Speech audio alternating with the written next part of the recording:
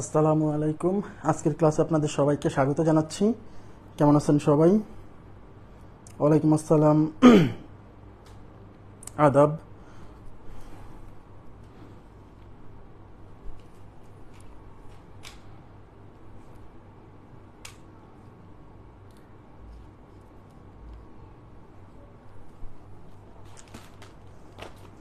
আচ্ছা, আমরা ক্লাস শুরু করি। দেখেন, আমি গতদিন কত পর্যন্ত করেছিলাম, আমার যতদূর মনে আছে 142 নাম্বার কোশ্চেন পর্যন্ত সলভ করছিলাম। আজকে 143 থেকে শুরু হবে। হ্যাঁ, তো 143 নাম্বার কোশ্চেনে এখানে দেখেন, এখানে কি বলছে। এখানে বলছে, এখানে একটা এক্সপ্রেশন দেওয়া আছে যে 14 into 13 divided by 3 into 2 into 1, এই রাশিটাকে ফ্যাক্টোরিয়াল আকারে প্রকাশ করতে বলছে।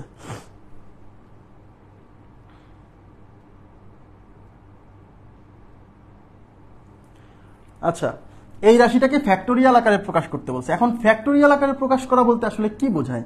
আমরা অপশনগুলোর দিকে একটু তাকাই, দেখছি যে এখানে যেটা দেওয়া আছে সেখানে কোনো ফ্যাক্টোরিয়াল নাই, বাট অপশনে কিন্তু প্রত্যেকটাতে দেখেন ফ্যাক্টোরিয়াল আছে, উপরে আছে, নিচে আছে। ওকে, এখন অপশন দেখে আপনাকে কাজ করতে হবে। এই টাইপের কোশ্চেন, হ্যাঁ, অপশন দেখে কাজ করতে হবে যে আপনি কি করবেন। দেখেন, অপশনের সব জায়গাতেই উপরে কিন্তু দেখেন এখানে 14 ফ্যাক্টোরিয়াল, 2 নাম্বার অপশনেও এখানে উপরে 14 ফ্যাক্টোরিয়াল, 3 নাম্বার অপশনেও 14 ফ্যাক্টোরিয়াল, 4 নাম্বার অপশনেও উপরে 14 ফ্যাক্টোরিয়াল। তার মানে হচ্ছে আমার এইটাকে যেভাবেই আমি সাজাই না কেন, উপরে আমাকে 14 ফ্যাক্টোরিয়াল আনতে হবে। কেন? যেহেতু সবগুলো অপশনেই উপরে 14 ফ্যাক্টোরিয়াল আছে, সুতরাং আমাকেও 14 ফ্যাক্টোরিয়াল নিয়ে আসতে হবে। হ্যাঁ, এখন 14 ফ্যাক্টোরিয়াল মানে কি?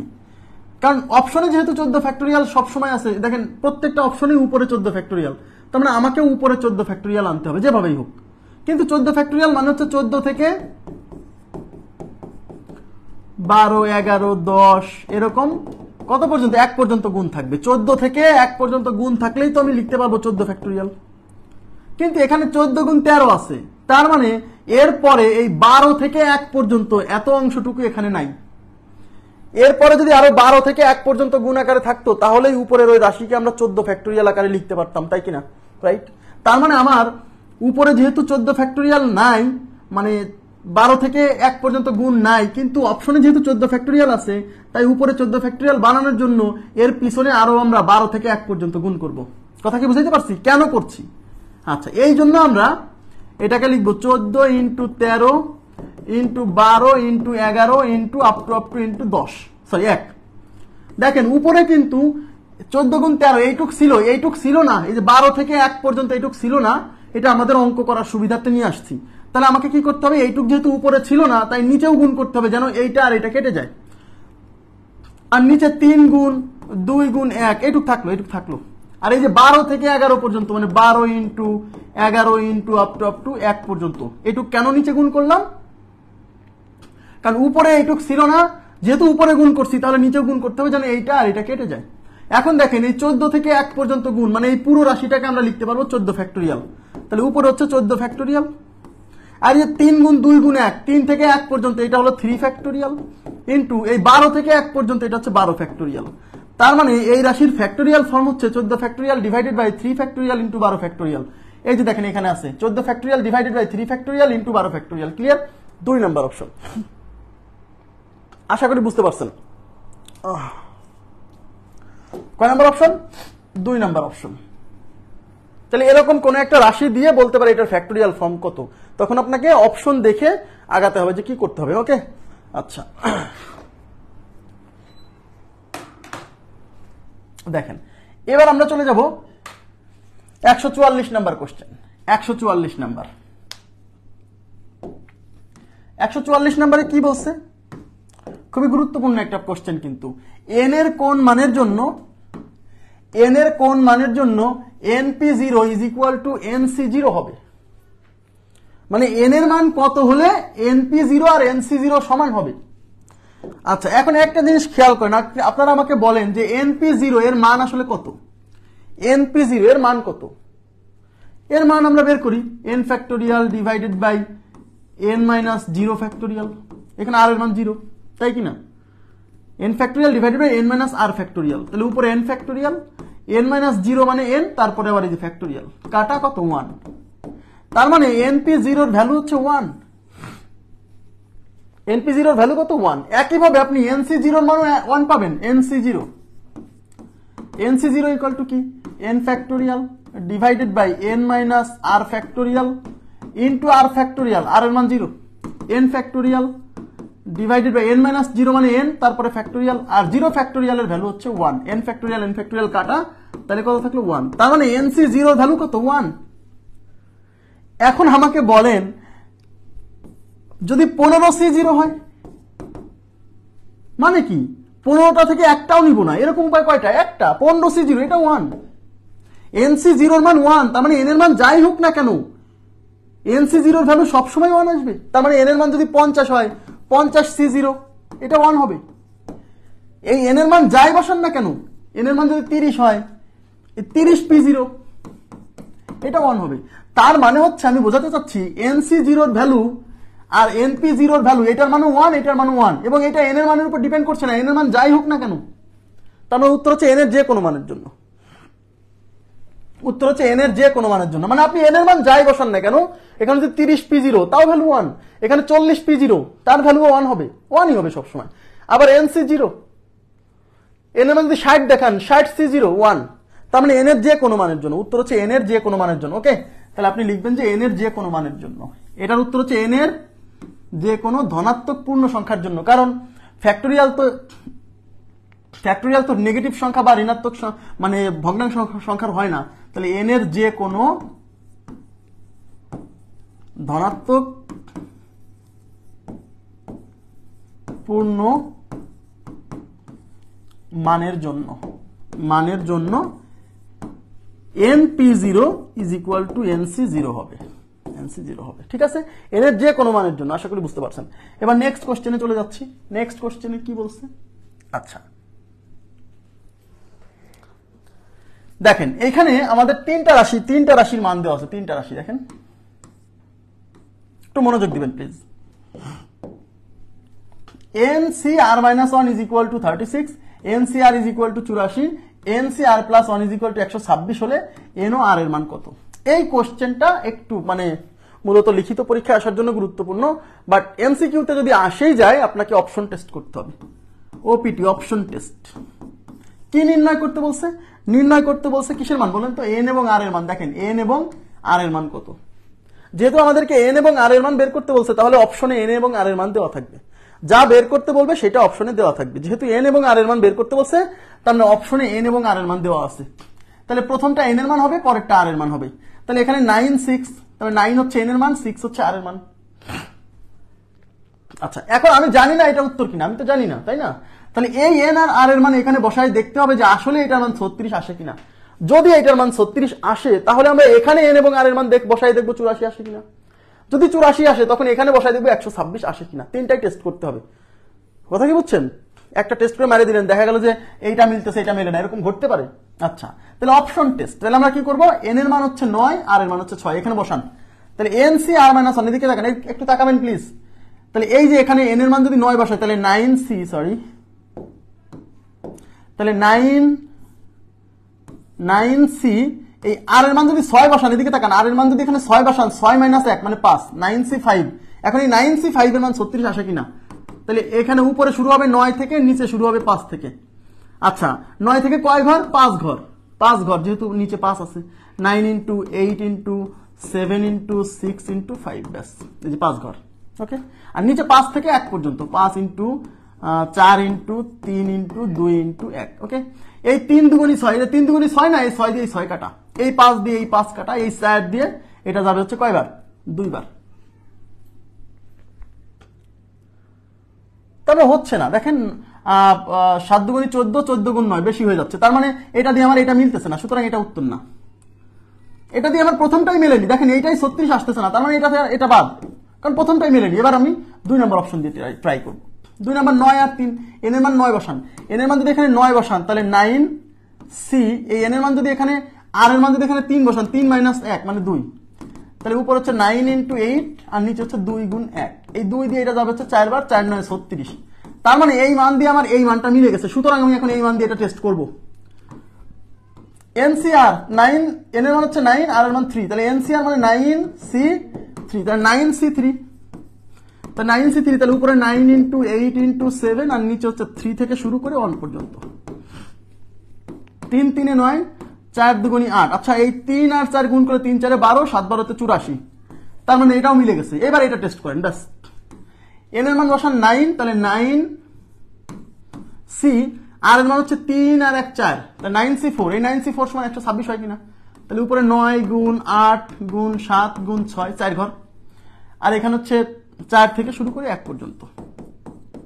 আচ্ছা এই 4 দিয়ে এটা যাবে হচ্ছে 2 বার। এই 3 দুগুণী 6, 6 কাটা। দেখেন 9 দুগুণে 18, 18 গুণ 7, 18 গুণ 7 কত হয়? 27 56, 6 হাতে 5, 7 7 5 12, 126 মিলে গেছে। সুতরাং তিনটাই মিলে গেছে, আমাদের 2 নাম্বার অপশন উত্তর। এইটা মূলত লিখিত পরীক্ষার কোশ্চেন, হ্যাঁ, বাট এমসিকিউতে যদি আসে অপশন টেস্ট ছাড়া কোনো ওয়ে নাই। ঠিক আছে, অপশন টেস্ট ছাড়া কোনো ওয়ে নাই, অপশন টেস্ট করতে হবে।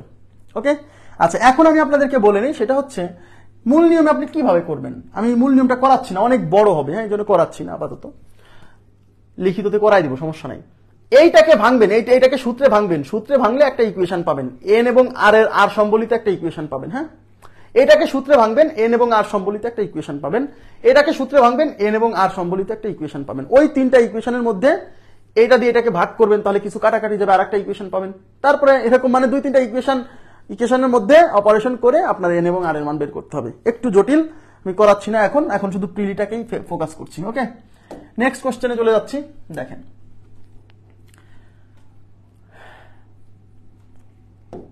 এখানে কি বলছে, এখানে বলছে nPr is equal to nCr হলে, nPr is equal to nCr হলে আর এর মান কত? একটু তাকাবেন প্লিজ। তাহলে nPr is equal to nCr হলে আর এর মান কত? এখন আমরা একটা কাজ করি, এই এনপিআর সূত্রে ফেলে দিতে পারেন, অথবা এই এনপিআর কে এনসিআর এ কনভার্ট করতে পারেন, যে কোনোটা করতে পারেন। এনপিআর কে এনসিআর এ কনভার্ট করেন। এই এনপিআর এর পরিবর্তে কি লিখতে পারি এনসিআর ইন্টু আর ফ্যাক্টোরিয়াল? লিখতে পারি কিনা বলেন? এই এনপিআর এর পরিবর্তে এনসিআর ইন্টু আর ফ্যাক্টোরিয়াল। কেন? এই এনসিআর দিয়ে ওই পাশের এনসিআর কেটে দিব, তাই। তাহলে ইজ ইকুয়াল টু এই পাশে কি আছে এনসি, আর দুই পাশ থেকে এনসিআর এনসিআর ক্যান্সেল। ওকে, তাহলে এই পাশে কি থাকবে আর ফ্যাক্টোরিয়াল, আর ওই পাশে কি কিছু নাই, মানে 1 আছে। তাহলে আর ফ্যাক্টোরিয়াল এর মান হচ্ছে 1। এখন আমি কি বলছিলাম, তাহলে আর এর মান 1 না, কিন্তু আর ফ্যাক্টোরিয়াল এর মান 1। তাহলে আমি কি বলছিলাম, তাহলে আমার যদি আর এর মান বের করতে হয়, ওই পাশে আমাকে ফ্যাক্টোরিয়াল নিয়ে আসতে হবে। তারপর উভয় পাশ থেকে ফ্যাক্টোরিয়াল আমরা কি আউট করে দিব। এই পাশে ফ্যাক্টোরিয়াল আছে, ওই পাশে আমাকে ফ্যাক্টোরিয়াল নিয়ে আসতে হবে। তাহলে r factorial is equal two 1। 1 মানে কি 1 ফ্যাক্টোরিয়াল লেখা যায় না? 1 মানে কি 1 ফ্যাক্টোরিয়াল লেখা যায় না? যায়। 1 ফ্যাক্টোরিয়াল এর মান 1। এবার দুই পাশ থেকে ফ্যাক্টোরিয়াল ফ্যাক্টোরিয়াল ক্যান্সেল, তাহলে আর ইজ ইকুয়াল টু 1। আর এর মান হচ্ছে 1, এই একটা ভ্যালু। আর একটা জিনিস ক্যান্সেল মানে ক্লিয়ার করা যাবে, যে আর ফ্যাক্টোরিয়াল এর মান যে 1 না, এখান থেকে এখন এই পাশে ফ্যাক্টোরিয়াল আছে, আমরা ওই পাশে ফ্যাক্টোরিয়াল দিব।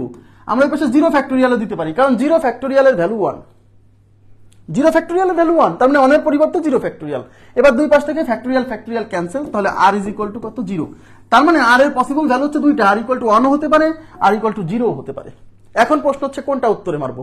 উত্তরে দুইটাই থাকতে পারে, তারপর উভয় থাকবে, যে 1 নম্বর অপশনে 0, 2 নম্বর অপশনে 1, তারপর বললো উভয়, তাহলে উভয় উত্তর।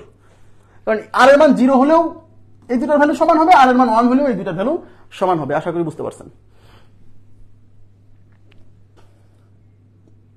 ক্লিয়ার? বোঝা গেছে কি? আর এর মান দুইটা, কিন্তু আর এর মান দুইটা, আর এর মান 1 হতে পারে, আর এর মান 0 হতে পারে। তার মানে এনপিআর এবং এনসিআর এর মান সমান হলে আর এর মান 0 বা 1 হবে। ওকে, আচ্ছা এবার আমরা 147 নাম্বার কোশ্চেনে চলে যাব। 147 নাম্বার প্রশ্নে কি বলছে দেখেন।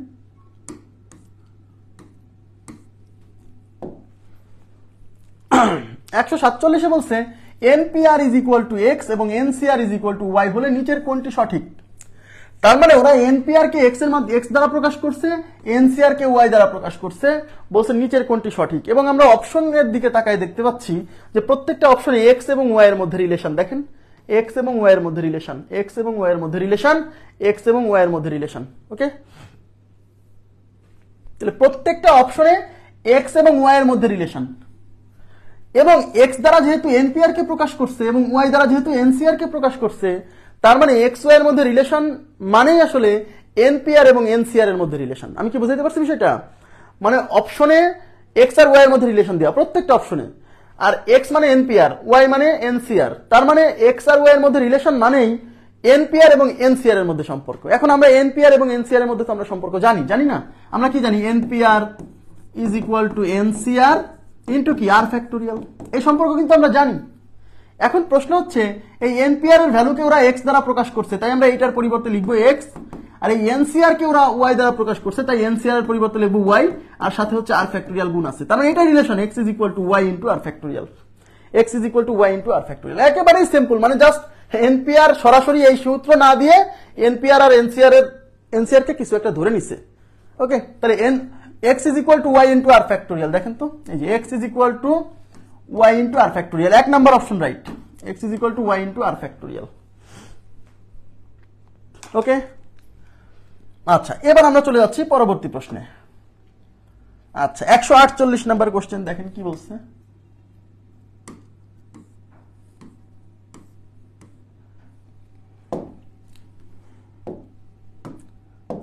আচ্ছা, 148 নাম্বারে বলছে 2np3 is equal two 2 into np4 হলে n এর মান কত? দেখেন এখানে বলছে 2np3 is equal two 2 into np4 হলে 2n এর মান কত, সরি n এর মান কত। তাহলে n এর মান কত? অপশনে n এর মান দেওয়া আছে, আপনি অপশন টেস্ট করতে পারেন, অথবা সরাসরি সমাধান করেন। দেখেন 2np3 is equal two 2 into np4, সূত্রে ফেলে দেন। এখানে 2np3, এখানে শুরু হবে কিন্তু 2n থেকে, এখানে যা থাকে তাই দিয়ে শুরু, তাহলে 2n থেকে শুরু ইন্টু এই 2n থেকে 1 বিয়োগ হবে মানে 2n মাইনাস 1, 3 ঘর না, এখানে 3 আছে মানে 3 ঘর, ইন্টু 2n মাইনাস 2। ক্লিয়ার? এই পাশের কাজ শেষ, সূত্রে ফেলে দিলাম। এই পাশে 2 আছে, আর এখানে শুরু হবে n থেকে কয় ঘর? 4 ঘর, তাহলে n into n minus 1 into n minus 2 into n minus 3। ওকে, এবার দেখেন উভয় পাশ থেকে এই n কাটা, এই 2 আর এই 2 কাটা।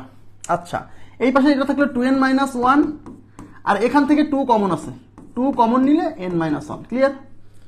এই জায়গা থেকে 2 কমন নিছি, আর এই পাশে কি থাকলো? n minus 1 into n minus 2 into n minus 3।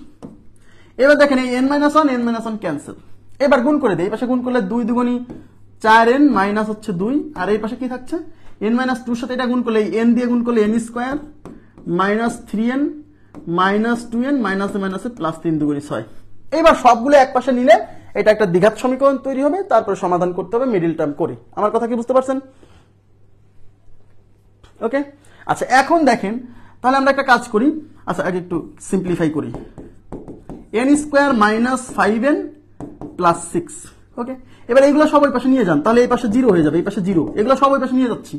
তাহলে n স্কোয়ার মাইনাস 5n, এই 4n ওই পাশে গেলে মাইনাস 4n প্লাস 6, এই মাইনাস 2 ওই পাশে গেলে প্লাস 2। তাহলে এখন এই পাশে কি হচ্ছে? 0। তাহলে 0 is equal two n square minus 9n plus হচ্ছে 6 আর 2 8। এখন এইটা একটা দ্বিঘাত সমীকরণ, এটা মিডিল টার্ম করে সমাধান করতে হবে। দেখেন 8 অক্কে 8, ওই 8 আর 1 মিলে হবে 9। আচ্ছা,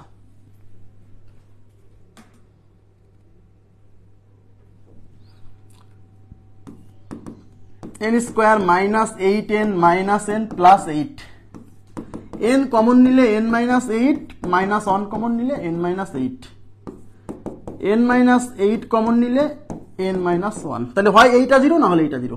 তাহলে n minus 8 is equal to 0 হলে n ইজ ইকুয়াল টু 8, আর n minus 1 is equal to 0 হলে n ইজ ইকুয়াল টু 1। তার মানে n এর মান হচ্ছে 8 অথবা 1। এখন অপশনে যেটা থাকবে সেটা মারতে হবে। অপশনে আছে 2 নাম্বার অপশন আছে 8, তাহলে মানে n এর মান হচ্ছে 8। আশা করি বুঝতে পারছেন। ক্লিয়ার? এখন অপশন টেস্ট করেও এটা খুব মজা পাবেন না, কারণ এই মানটাও একটু বড় বড় মান আসবে, তো একটু কষ্ট হবে। কষ্ট হবে। আচ্ছা, পরবর্তী কোশ্চেনে চলে যাচ্ছি। দেখেন এই পরবর্তী প্রশ্নে যাওয়ার আগে আমাদের একটা সূত্র শিখতে হবে, very very important formula, very very important. আপনি ভেরি ভেরি ইম্পর্টেন্ট দিয়ে রাখেন, ভেরি ভেরি ইম্পর্টেন্ট সূত্র। এইখান থেকে পরীক্ষাতে এখন পর্যন্ত কোশ্চেন আসেনি, কিন্তু আসার সম্ভাবনা খুবই বেশি, খুবই বেশি। এই সূত্র থেকে পরীক্ষায় আসার মানে পরীক্ষায় প্রশ্ন আসার সম্ভাবনা অনেক বেশি। আমি সূত্রটা লিখে দিচ্ছি। সূত্রটা হচ্ছে এনসিআর প্লাস এনসি, আচ্ছা একটা NCR plus NCR minus 1 is equal two N plus 1CR, N plus 1CR। খুবই গুরুত্বপূর্ণ ফর্মুলা, এই সূত্র আপনাকে মনে রাখতে হবে। এবং এই সূত্রের প্রমাণ একটু বড় না, বিশাল বড়, লিখিত ক্লাসে করাইছি, টেনশন করেন না। এই সূত্রের প্রমাণ লিখিত পরীক্ষার জন্য খুবই গুরুত্বপূর্ণ, আসার মতো একটা প্রশ্ন। আচ্ছা, এখন প্রশ্ন হচ্ছে এই সূত্রটা আমি কিভাবে মনে রাখবো একটু দেখেন। এখানে মাথায় রাখবেন সবই সি, এখানে কোনো পি নাই, এখানে সবই সি। দেখেন এইটাও সি, এইটাও সি, এই পাশেও সি। এখন মনে রাখতে হবে যে এই পাশে আমার কি আছে, এই পাশে উপরে এন, এখানেও এন, এখানেও এন। একটু তাকাবেন প্লিজ, এখানে যে সংখ্যা থাকবে এখানে সেই সংখ্যা থাকবে, এনই থাকবে এমন না, এনই থাকবে বিষয়টা এরকম না। এখানে যে সংখ্যা থাকবে এখানে সেই সংখ্যাই থাকবে। তো এখানে এন আছে, এখানে এন আছে, যদি এখানে 2n থাকে এখানেও 2n থাকবে, তাহলেই সূত্র প্রযোজ্য, না হলে না। এবং মাথায় রাখবেন এই নিচে যে রাশিটা থাকবে, এই রাশি আর এই রাশি, এই দুইজনের মধ্যে একজন একটার চেয়ে এক বড় হবে, মানে একটা বড় একটা ছোট, কিন্তু এদের মধ্যে ডিফারেন্স থাকবে 1। এদিকে তাকান, এখানে যে রাশি আর এখানে যে রাশি থাকবে, নিচে যে দুইটা রাশি থাকবে এদের মধ্যে ডিফারেন্স থাকবে 1, মানে একজন এক বড় আর একজন এক ছোট। যেমন এটা আর, আর এটা হচ্ছে r-1। এটুকু বুঝছেন? এখন এরকম যদি দুইটা রাশি যোগ আকারে থাকে, এই একটা রাশি এই একটা রাশি, এরকম দুইটা রাশি যদি যোগ আকারে থাকে, যার উপরে সমান, এখানেও যা এখানেও তাই, এবং নিচে এখানে আর এখানে যে দুইটা রাশি থাকবে তাদের মধ্যে ডিফারেন্স থাকবে 1, মানে একজন বড় একজন ছোট, কিন্তু একজন আর একজনের চেয়ে 1 বড়, এর বেশি না। যেমন এটা আর, এটা r-1। তাহলে এই দুইটার যোগফল যখন লিখব তখন উপরে এদের সাথে 1 যোগ হবে, মানে এই n এর সাথে 1 যোগ হবে, এই যে n+1। আর নিচে এই দুইজনের মধ্যে যেটা বড় সেটা বসবে, কিন্তু আবার বলছি আর বসবে এরকম না, আর হবে এরকম না। এই দুইজনের মধ্যে যেটা বড়, আমাকে বলেন r-1 বড় নাকি আর বড়? আর বড়, তাহলে এই নিচে হচ্ছে বড়টা বসবে। আমি কি বুঝাইতে পারছি? তাহলে উপরে যে রাশি থাকবে নিচেও এখানে উপরে দুইটার সমান রাশি থাকতে হবে, সমান সংখ্যা থাকতে হবে, এবং ওই পাশে কি হবে, এদের সাথে 1 যোগ হবে। এই যে n ছিল, n এর সাথে 1 যোগ হয়েছে। আর নিচে কি হবে, এই রাশি আর এই রাশির মধ্যে ডিফারেন্স থাকবে 1, এই রাশি আর এই রাশির মধ্যে ডিফারেন্স থাকবে 1, আর নিচে বসবে এই দুইজনের মধ্যে বড়টা। তাহলে r-1 আর r এর মধ্যে বড়কে আর বড়, তাই নিচে আর বসছে। ক্লিয়ার? এবার আমি গাণিতিক সমস্যা সমাধান যখন করাবো আপনি আরো ক্লিয়ার হয়ে যাবেন, সমস্যা নেই। এক এক করে আমি নিয়ে যাচ্ছি। শোনেন, আবার বলছি এই সূত্রও পরীক্ষা আসতে পারে, এই সূত্রও পরীক্ষা আসতে পারে, এতটাই গুরুত্বপূর্ণ। নেক্সট দেখেন এখানে কি বলছে, দেখেন 14C4 plus 15C5 is equal two what? তো আমি দেখে 14C 15C না তো 14C। আচ্ছা, তাহলে কি বলছিলাম, দুইটা রাশি যোগ আকারে আছে। দেখেন এই রাশি আর এই রাশি, এখানে 14 এখানে 14, শর্ত কি ছিল, এখানে আর এখানে সমান সংখ্যা থাকবে, তো 14 সমান। আর এই নিচে এখানে আর এখানে কি থাকবে, এই দুইজনের মধ্যে ডিফারেন্স থাকবে 1। হ্যাঁ, n এর জায়গায় 2n থাকলে 2n+1 হতো, হ্যাঁ ওরকম আছে, সমস্যা নেই।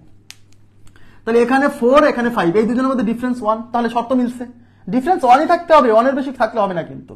হ্যাঁ, তাহলে এই দুটাকে কম্বাইন করে কিভাবে লিখবো, উপরে যে সংখ্যা থাকবে তার সাথে 1 যোগ হবে, তাহলে 14 সাথে 1 যোগ হলে 15C। আর এই দুইজনের মধ্যে যেটা বড় সেটা লিখবো, আবার বলছি এই দুইজনের মধ্যে যেটা বড় সেটা লিখবো। তাহলে 4 আর 5 এর মধ্যে বড় কে 5 বড়, তাই 15C5। আমার কথা কি বুঝতে পারছেন? 15C5, জি 15C5। তাহলে এটা কয় নাম্বার অপশন? 3 number option. এখন এই 15C5 এরকম অপশন নাও থাকতে পারে, দেখা গেল কি যেটা এরকম আছে 15 factorial divided by 10 factorial into 5 factorial, এরকম থাকতে পারে। বলো যে এটা সমান কত, এটা সমান এটা হতে পারে। তখন এটা এই যে এটাকে ভাঙছে 15 factorial divided by n minus r factorial, 15 minus 5 মানে 10 ফ্যাক্টোরিয়াল ইন্টু r ফ্যাক্টোরিয়াল মানে 5 ফ্যাক্টোরিয়াল। কথা কি বুঝতে পারছেন? তবে এরকম থাকার সম্ভাবনাই বেশি। নেক্সট 150 নম্বরে কি বলছে দেখেন, ভয় পাওয়ার কোনো কারণ নাই, এখানে কিন্তু দুইটা রাশি যোগ নাই, 4টা রাশি যোগ আছে। দেখেন এই দুইটা নিয়ে চিন্তা করেন তো, দুইটা নিয়ে চিন্তা করেন না, কারণ আমাদের সূত্রে তো দুইটা রাশি যোগ ছিল। সূত্রে কয়টা রাশি যোগ ছিল? দুইটা রাশি। তাহলে এই দুইটা রাশি নিয়ে যদি চিন্তা করেন, এখানে 11 এখানে 11, তার মানে উপরে সমান সংখ্যা, এবং দেখেন এখানে 3 এখানে 4, মানে এই রাশি আর এই রাশির মধ্যে ডিফারেন্স হচ্ছে 1। তার মানে এই দুইটাকে কম্বাইন করে আমি একটা লিখতে পারবো কিনা? এই দুইটাকে কম্বাইন করলে উপরে 11 এর সাথে 1 যোগ হলে 12, আর এই 3 আর 4 এর মধ্যে বড় কে? 4 বড়, তার মানে 12C4, ক্লিয়ার? তার সাথে যোগ আছে এই যে 12C5 প্লাস 13C6। আমার কথা কি বুঝছেন? এবার এই দুইটাকে কম্বাইন করা যাবে। উপরে দেখেন এটাও 12 এটাও 12, সমান সংখ্যা, এবং এই সংখ্যা আর এই সংখ্যার মধ্যে ডিফারেন্স হচ্ছে 1। তাহলে এই দুটাকে যদি আমি কম্বাইন করি তাহলে কি লিখবো? এই 12 এর সাথে 1 যোগ হয়ে হবে 13C, এই 4 আর 5 এর মধ্যে বড় কে? 5 বড়, তাই মানে 5 এইদিকে প্লাস এইটা চলে আসবে এখানে 13C6। এবার এই দুইজনকে কম্বাইন করব, উপরে এখানেও 13 এখানেও 13, সমান সংখ্যা, এবং এখানে আর এখানে পার্থক্য 1, তার মানে এই দুটাকে কম্বাইন করা যাবে। কিভাবে? এই 13 সাথে 1 যোগ করে হবে 14C, এই 5 আর 6 এর মধ্যে বড় কে? 6 বড়, তার মানে 14C6। তাহলে আমাদের উত্তর হচ্ছে 14C6।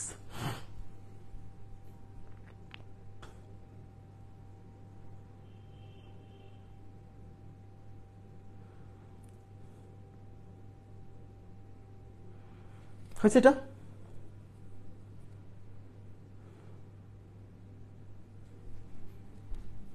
ওকে, এখন এখানে কি আছে দেখেন, এখন এখানে কয়টা রাশি? 1টা 2টা 3টা, সমস্যা নাই, দুইটা দুইটা করে কম্বাইন করবেন। আমাদের সূত্রে কিন্তু দুইটা রাশি যোগ আকারে আছে, তাই না? তাহলে এখানে এই দুইটাকে কম্বাইন করে একটা পাবো, তার সাথে এটাকে কম্বাইন করা যাবে, তাই না? NCR একটু তাকান, এটা হচ্ছে NCR আর এটা হচ্ছে N-1CR-1 N-, দেখেন এই দুইটাকে কম্বাইন করার সুযোগ নাই, এই দুইটাকে কম্বাইন করা যাবে। খেয়াল করেন প্লিজ, আমি একটু দেখাচ্ছি। NCR plus N-1CR-1 plus N-1CR-2। দেখেন এই দুইটাকে কম্বাইন করে, সবসময় যে প্রথম দুইটাই কম্বাইন করতে হবে এমন না, যে কোনো দুইটা কম্বাইন করা যেতে পারে, রাইট? এই দুইটার উপরে দেখেন এখানে N-1 এখানে N-1, একই সংখ্যা, রাইট? একই সংখ্যা, এবং নিচে এটা আছে R-1 এটা R-2। আমি কি বলছিলাম? নিচে এই দুইটা সংখ্যার মধ্যে ডিফারেন্স হবে 1। তা R-1 আর R-2 এর মধ্যে ডিফারেন্স 1, কারণ এই R-1 এর চেয়ে R-2 এক ছোট, বা R-1 R-2 এর চেয়ে এক বড়। তাহলে এই দুইটাকে আমি কম্বাইন করব, তাহলে এই NCR থেকে যাবে প্লাস এই দুইটাকে কম্বাইন করার সময় কি হবে? কি বলছিলাম? উপরে যে রাশি থাকবে তার সাথে 1 যোগ, তাহলে N-1 এর সাথে 1 যোগ, তাহলে N-1 প্লাস 1 C, আর এই দুইজনের মধ্যে যেটা বড় সেটা নিচে বসবে। R-2 আর R-1, এই দুইজনের মধ্যে কে বড়? R-2 বড় না R-1 বড়? R-1 বড়, তাহলে নিচে হবে R-1, ক্লিয়ার?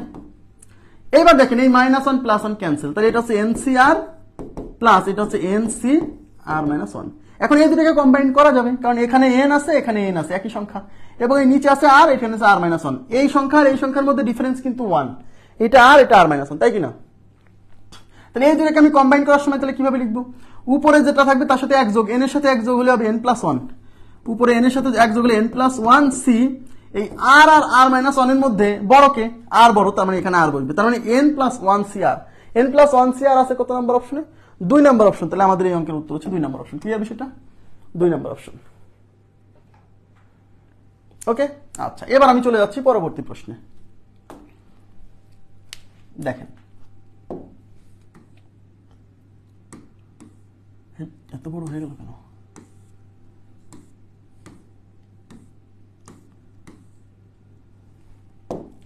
একটু তাকাবেন প্লিজ। এখানে N+1P3 plus NC3 plus NC2 is equal to 392 হলে N এর মান কত? দেখেন এখানে কিন্তু সব C নাই, একটা P আছে, বাকিগুলা C আছে, এবং এই দুইটা C আমি কম্বাইন করে একটা C বানাতে পারবো, কারণ দেখেন এখানে N আছে এখানে N আছে, এখানে 3 এখানে 2, তার মানে এই দুইটাকে একত্র করতে পারবো। তাহলে এখানে আছে N+1P3 থাকে, এটা প্লাস এই দুইটাকে আমি যদি কম্বাইন করি, দেখেন এখানেও N এখানেও N, এখানে 3 আর এখানে 2, এদের মধ্যে পার্থক্য 1, তাহলে উপরে হবে N+1, উপরের সাথে 1 যোগ হবে না, আর 3 আর 2 এর মধ্যে বড় কে? 3 বড়, তার মানে নিচে হবে 3, N+1C3 ইজ ইকুয়াল টু 392। এখন এই দুটাকে কিন্তু কম্বাইন করার সুযোগ নাই, কারণ আপনাকে মাথায় রাখতে হবে এটা P এটা C। তাহলে আমি একটা কাজ করব, এই P কে C বানায় ফেলবো, কেন? এটাও যদি C হয়ে যায়, এটাও যদি C তো আছেই, তাহলে আমি একটা কমন নিতে পারবো, তাই কিনা? তাহলে আমার একটা কাজ হচ্ছে এই P কে আমি C বানায় ফেলবো।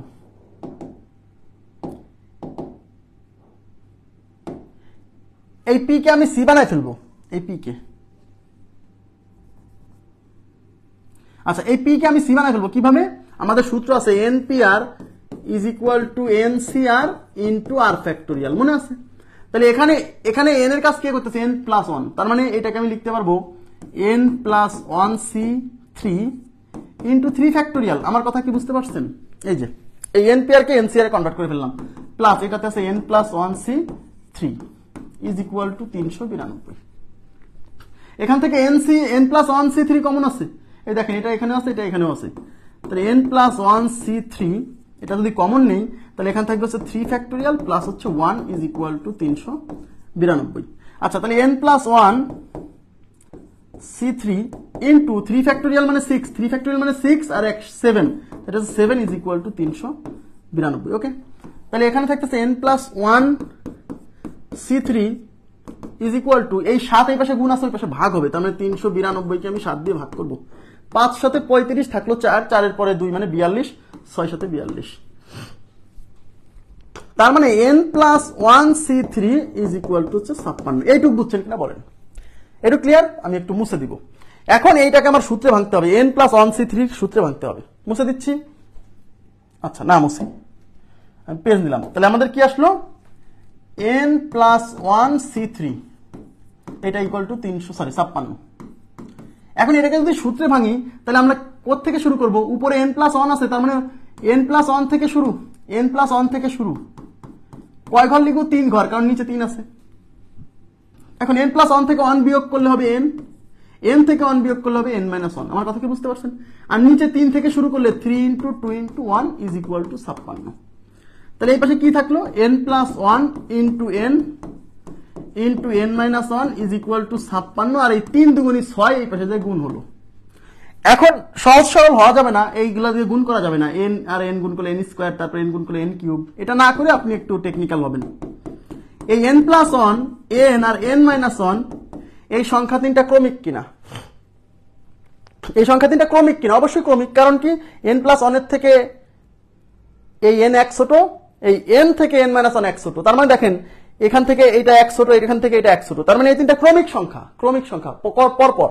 তাহলে আমি এই 56কে ভেঙে যদি লিখি 8 গুণ 7 গুণ 6, দেখেন এই 6 7 8ও কিন্তু ক্রমিক সংখ্যা। তাহলে এই পাশেও 3টা ক্রমিক সংখ্যা গুণ আকারে আছে, এই পাশেও 3টা ক্রমিক সংখ্যা গুণ আকারে আছে, তাই কিনা?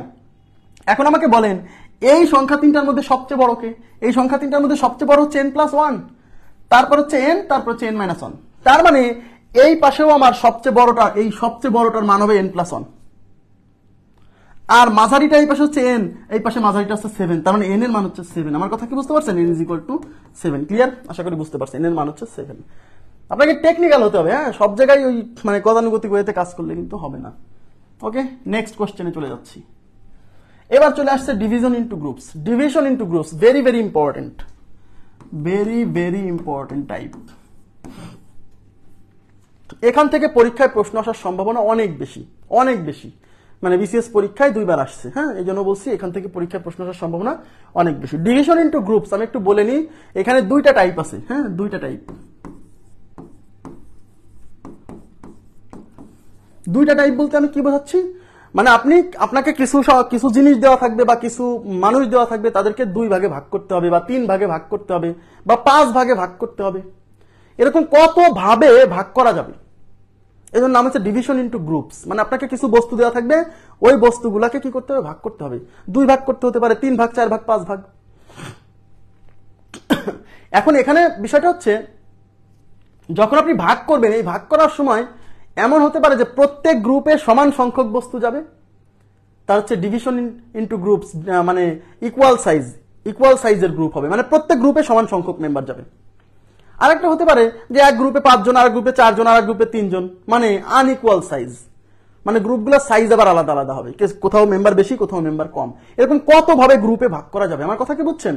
অঙ্কটা খুবই সহজ। আগে আমি মূল কনসেপ্ট বোঝাবো, মূল কনসেপ্ট বোঝানোর পরে কিভাবে দেখেই উত্তর দেওয়া যায় সেটাও শেখাবো। একটু ওয়েট করবেন, এই টাইপটা খুব গুরুত্বপূর্ণ।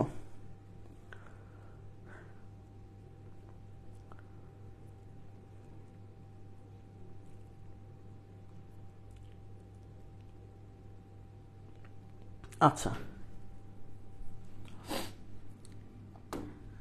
দেখেন আমি অঙ্ক দিয়েই শুরু করছি।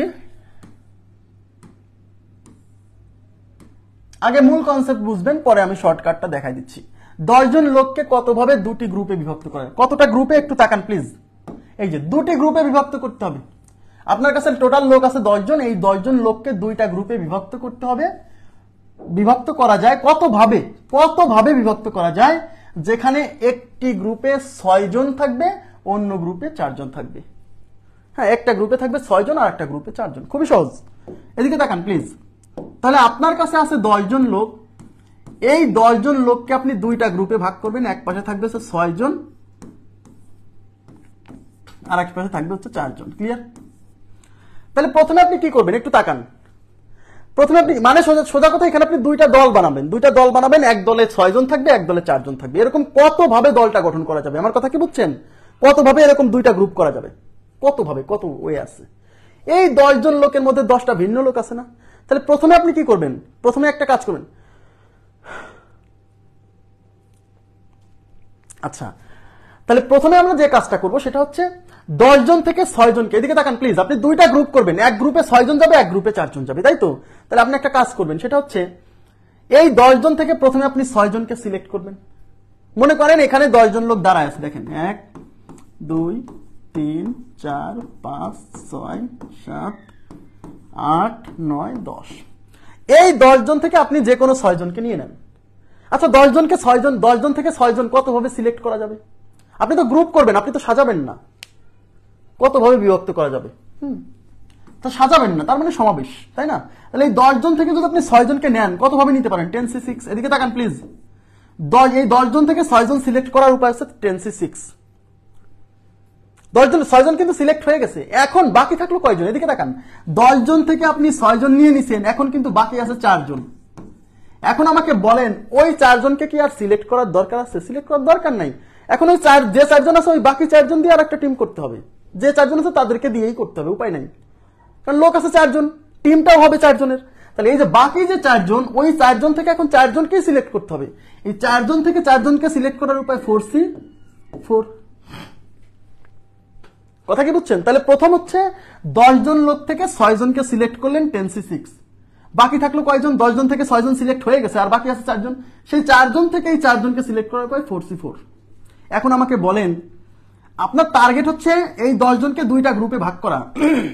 তাহলে 10 জন থেকে যদি 6 জনকে সিলেক্ট করেন, তাহলে কি আপনার ঘটনাটা কমপ্লিট হবে? না, কারণ ওই 4 জন থেকেও তো 4 জনকে সিলেক্ট করে আর একটা টিম করতে হবে। তাহলে 10 জন থেকে 6 জনকে সিলেক্ট করার ঘটনাটা একটা ইনকমপ্লিট ঘটনা। এই 4 জন থেকে 6 জনকে সিলেক্ট করার ঘটনাটা একটা ইনকমপ্লিট ঘটনা। আর ইনকমপ্লিট ঘটনাগুলো গুণ হয়, তার মানে এইটাই আমাদের উত্তর। আমার কথা কি বুঝতে পারছেন? তার মানে এত সংখ্যক হয়ে, ঠিক আছে? এখন 10c6 একটু তাকান। তাহলে এটাই উত্তর। এখন 10c6 ইন্টু 4p4, এটা মানে তো 1, এটা না নিলেও সমস্যা নাই। 10c6, এই 10c6 মানে কি 10c4 না? বা এই যে 10c6 দেখেন, এই 10c6 কে 10 ফ্যাক্টোরিয়াল, আর নিচে কি 10 - 6 ফ্যাক্টোরিয়াল ইন্টু 6 ফ্যাক্টোরিয়াল। বুঝছেন কিনা বলেন? তাহলে উপরে হচ্ছে 10 ফ্যাক্টোরিয়াল আর নিচে হচ্ছে 10 - 6 মানে 4 ফ্যাক্টোরিয়াল ইন্টু হচ্ছে 6 ফ্যাক্টোরিয়াল। ক্লিয়ার? এই যে এইটাকে সিম্পলিফাই করলে যা আসবে সেটাই উত্তর। এবার বলেন আমাকে বুঝছেন কিনা, মানে কনসেপ্ট বুঝছেন কিনা সেটা বলেন।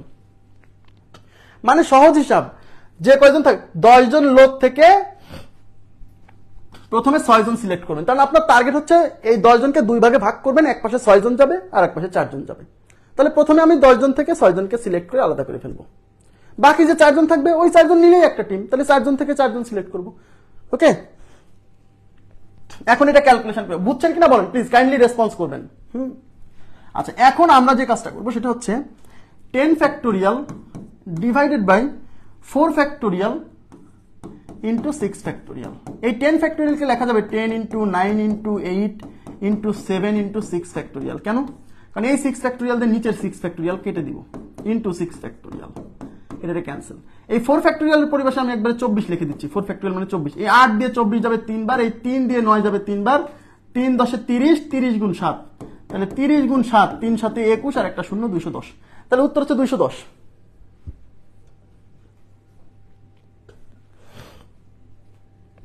এখন মজার বিষয় হচ্ছে এই অঙ্ক আপনি দেখেই উত্তর দিয়ে দিতে পারবেন। এই অঙ্ক মানে আবার বলছি ডিভিশন ইনটু গ্রুপস, মানে আপনাকে কিছু বস্তু বা কিছু লোক দেওয়া থাকবে, তাদেরকে কয়েকটা গ্রুপে ভাগ করতে হবে, তার উত্তরটা একদম দেখে উত্তর, এবং এই শর্টকাটটা আপনি ইউজ করবেন, খুব ইফেক্টিভ একটা শর্টকাট। হ্যাঁ, প্রথমে আপনার যে কাজ সেটা হচ্ছে কতজন লোক দেওয়া আছে, কতজন লোক দেওয়া আছে 10 জন। টোটাল লোক সংখ্যা আগে লিখবেন, টোটাল লোক সংখ্যা আগে লিখবেন, লিখে কয়টা গ্রুপ করতে বলছে, 2টা গ্রুপ, এক গ্রুপে হচ্ছে 4 জন আর এক গ্রুপে হচ্ছে 6 জন, তাই তো? এই যে মানে সোজা কথা, টোটাল লোককে যেভাবে ভাগ করতে হবে আপনি সেইভাবে লিখে ফেলবেন, এই যে সেইভাবে, দেখেন 4 জন 6 জন। এবার আপনি এখানে যা লিখছেন, এখানে যা লিখছেন সবার উপরে কি আছে, 10 না? উপরে যে থাকবে নিচে তত ফ্যাক্টোরিয়াল, আর নিচে যাদেরকে লিখছেন তত ফ্যাক্টোরিয়াল দিয়ে নিচে, তাহলে 4 ফ্যাক্টোরিয়াল আর এই যে 6 ফ্যাক্টোরিয়াল, এটাই উত্তর। মানে এই চিত্রে যেভাবে লিখছেন সেইভাবে লিখে দিবেন, এই যে উত্তর শেষ, অত কিছু করার কোনো দরকার নাই। এই ডিভিশন ইনটু গ্রুপস এর ক্ষেত্রে এই শর্টকাটটা খুবই ইফেক্টিভ একটা শর্টকাট।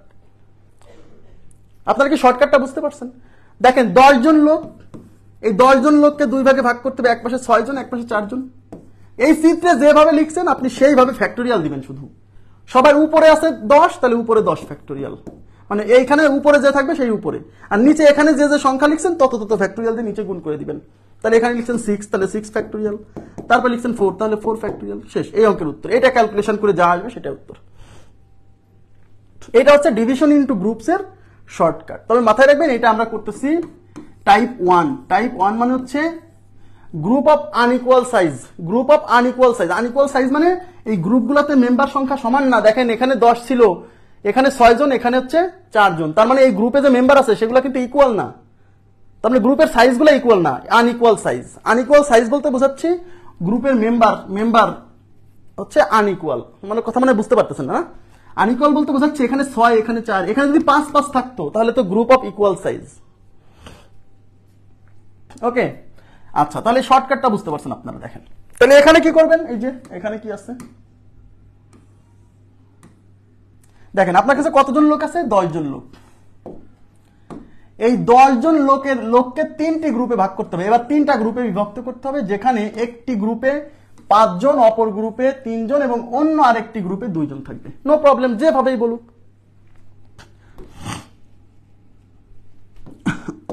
তাহলে প্রথমে 10 জন লোক, এই 10 জন লোককে কয়টা গ্রুপে, 3টা গ্রুপে, যেভাবে যে কয়টা গ্রুপ সেই কয়টা দাগ দিবেন। এক গ্রুপে 5 জন, এখানে 5 জন, আরেক গ্রুপে 3 জন, আরেক গ্রুপে 2 জন। এবার যেভাবে চিত্র আঁকছেন সেইভাবে খালি ফ্যাক্টোরিয়াল দিয়ে দিবেন। তাহলে উপরে হবে 10 ফ্যাক্টোরিয়াল, নিচে হবে 5 factorial into 3 factorial into 2 factorial, শেষ। এবার ক্যালকুলেশন করে যা আসবে তাই। শর্টকাটটা কি বুঝছেন? এখন 10 ফ্যাক্টোরিয়ালকে আমরা লিখবো 10 into 9 into 8 into 7 into 6 into 5 factorial. কেন?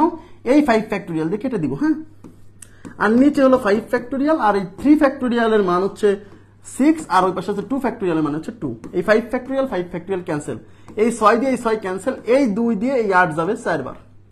দেখেন 4 9 36, 36 গুণ 10 মানে 360।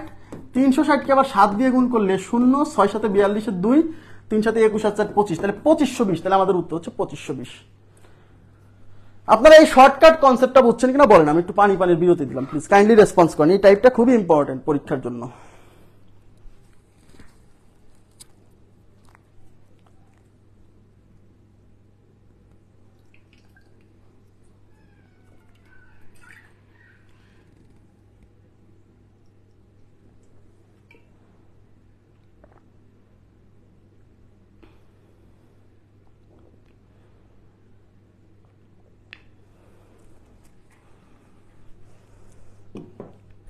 আচ্ছা, এটা কোন টাইপের কোশ্চেন আমি একটু বলে নেই। এটা হচ্ছে যখন দেখবেন যে কোনো কিছু সংখ্যক বস্তুকে বা কিছু লোককে কয়েকটা গ্রুপে বিভক্ত করতে বলবে। হ্যাঁ, এই জন্য বলছে ডিভিশন ইনটু গ্রুপস, মানে কিছু জিনিসকে গ্রুপে ভাগ করতে হবে। সে ভাগ করার সময় ভাগ করার সিস্টেম। এখন এটা হচ্ছে গ্রুপ অফ আনইকুয়াল সাইজ। দেখেন এই গ্রুপ অফ আনইকুয়াল সাইজ, কারণ এই প্রত্যেকটা গ্রুপে যে গ্রুপগুলোতে ভাগ করছি তাদের মেম্বারগুলো কি আলাদা আলাদা, ইকুয়াল না। আচ্ছা, এখন এটা কি মূল কনসেপ্টে করা যাবে না? অবশ্যই করা যাবে। দেখেন প্রথমে আপনাকে কি বলছে, 10 জনকে আমার 3টা গ্রুপে ভাগ করতে হবে। একটাতে 5 জন হবে, একটাতে 3 জন হবে, একটাতে 2 জন হবে। তাহলে আমি কি করব, প্রথমে 10 জন থেকে 5 জনকে সিলেক্ট করব। কি কত উপায়? 10 জন থেকে 5 জনকে সিলেক্ট করার উপায় 10C5। 10 জন থেকে 5 জন সিলেক্ট হয়ে গেছে, তাহলে আপনার হাতে আর আছে কয়জন? 5 জন। কারণ 10 জন থেকে 5 জন অলরেডি সিলেক্ট করে ফেলছেন, আপনার কাছে এখন আছে 5 জন। এই 5 জন থেকে এখন 3 জন সিলেক্ট করতে হবে, কারণ আগে তো 5 জন নেওয়াই হয়ে গেছে, এখন ওই 5 জনের মধ্যে থেকে তো আর নিতে পারবেন না। তাহলে বাকি 5 জন থেকে 3 জন সিলেক্ট করার উপায় 5C3। এবার 5 জন থেকে আবার 3 জন নিয়ে নিছেন, আপনার হাতে আছে এখন 2 জন, ওই 2 জন থেকে 2 জন সিলেক্ট করা হয়েছে 2C2। তাহলে আপনার যদি গ্রুপে বিভক্ত করতে হয় শুধু প্রথম 5 জনকে নিলেই হবে না, এটা একটা ইনকমপ্লিট ঘটনা। কারণ আপনি 10 জন থেকে 5 জন নিলেন, তাতে কি 3টা গ্রুপ হবে না? তার মানে শুধু 10 জন থেকে 5 জন নেওয়ার ঘটনাটা ইনকমপ্লিট ঘটনা। কেন? পুরো 3টা গ্রুপে বিভক্ত। এইটুক করলেই আমার 3 গ্রুপ হয়ে যাবে না, আবার শুধু এইটুক করলেও আমার 3 গ্রুপ হবে না, আবার শুধু এইটুক করলেও আমার 3 গ্রুপ হবে না। তার মানে এখানে যে 3টা ঘটনা ঘটাইছি, এইটা এইটা এইটা এটা, এগুলো একটা ইনকমপ্লিট ঘটনা। আর ইনকমপ্লিট ঘটনাগুলো গুণ করতে হয়। এটা ক্যালকুলেশন করেন, এই 2520 আসবে, আলাদা কিছু আসবে না। ওকে, নেক্সট প্রশ্নে চলে যাচ্ছি। আচ্ছা, এইবার সবাই মনোযোগ দিবেন। এই কোশ্চেনটা বিসিএস পরীক্ষাতে আসছে, মেবি 43 না কততম বিসিএস পরীক্ষাতে যেন এই প্রশ্নটা আসছিল। দেখেন, এইখানে কিছু বোঝার আছে। ভুলটা মানুষ এই জায়গাতেই করে। 4 জন লোককে কতভাবে সমান 2টি গ্রুপে বিভক্ত করা যায়? 4 জন লোক, তার মানে আপনার কাছে 4 জন লোক আছে। এই 4 জন লোককে আপনি 2টা গ্রুপে বিভক্ত করবেন, কিন্তু 2টা গ্রুপে বিভক্ত করবেন সমান 2টা গ্রুপে। সমান 2টা গ্রুপে মানে কি বোঝেন? সমান 2টা গ্রুপে মানে এই 4 জনের, দেখেন টোটাল লোক আছে কয়জন? 4 জন।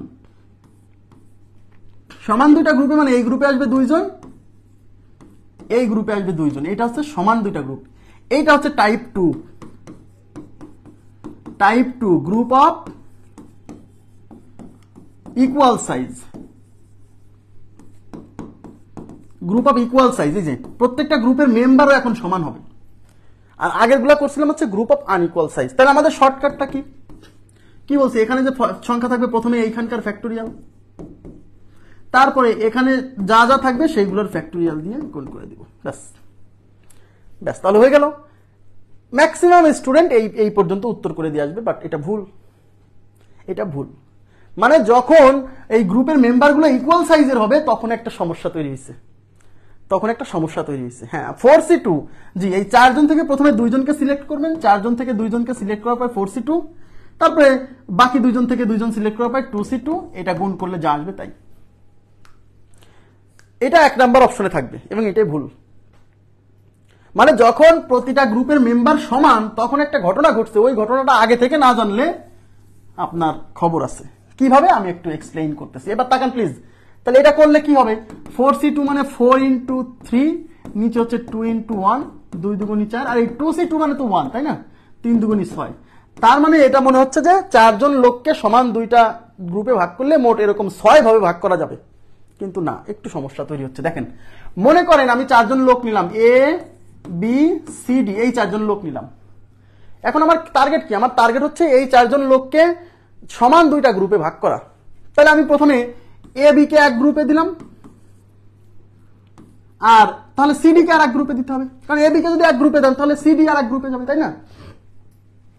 এটা কিন্তু একটা ওয়ে, মানে এই 4 জনকে 2 ভাগে ভাগ করছি, একটা ওয়ে না? এখন আমি যদি না AC কে এক গ্রুপে দিলাম, তো AC কে যদি আর এক গ্রুপে দিই তাহলে আর এক গ্রুপে BD যাবে।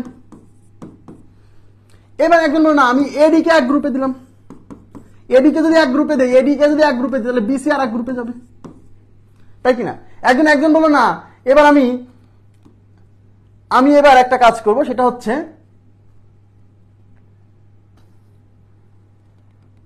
বললো না আমি এখন BC কে এক গ্রুপে দেবো, বলো না আমি এখন BC কে এক গ্রুপে দেবো। ওকে ফাইন, BC কে এক গ্রুপে দেন।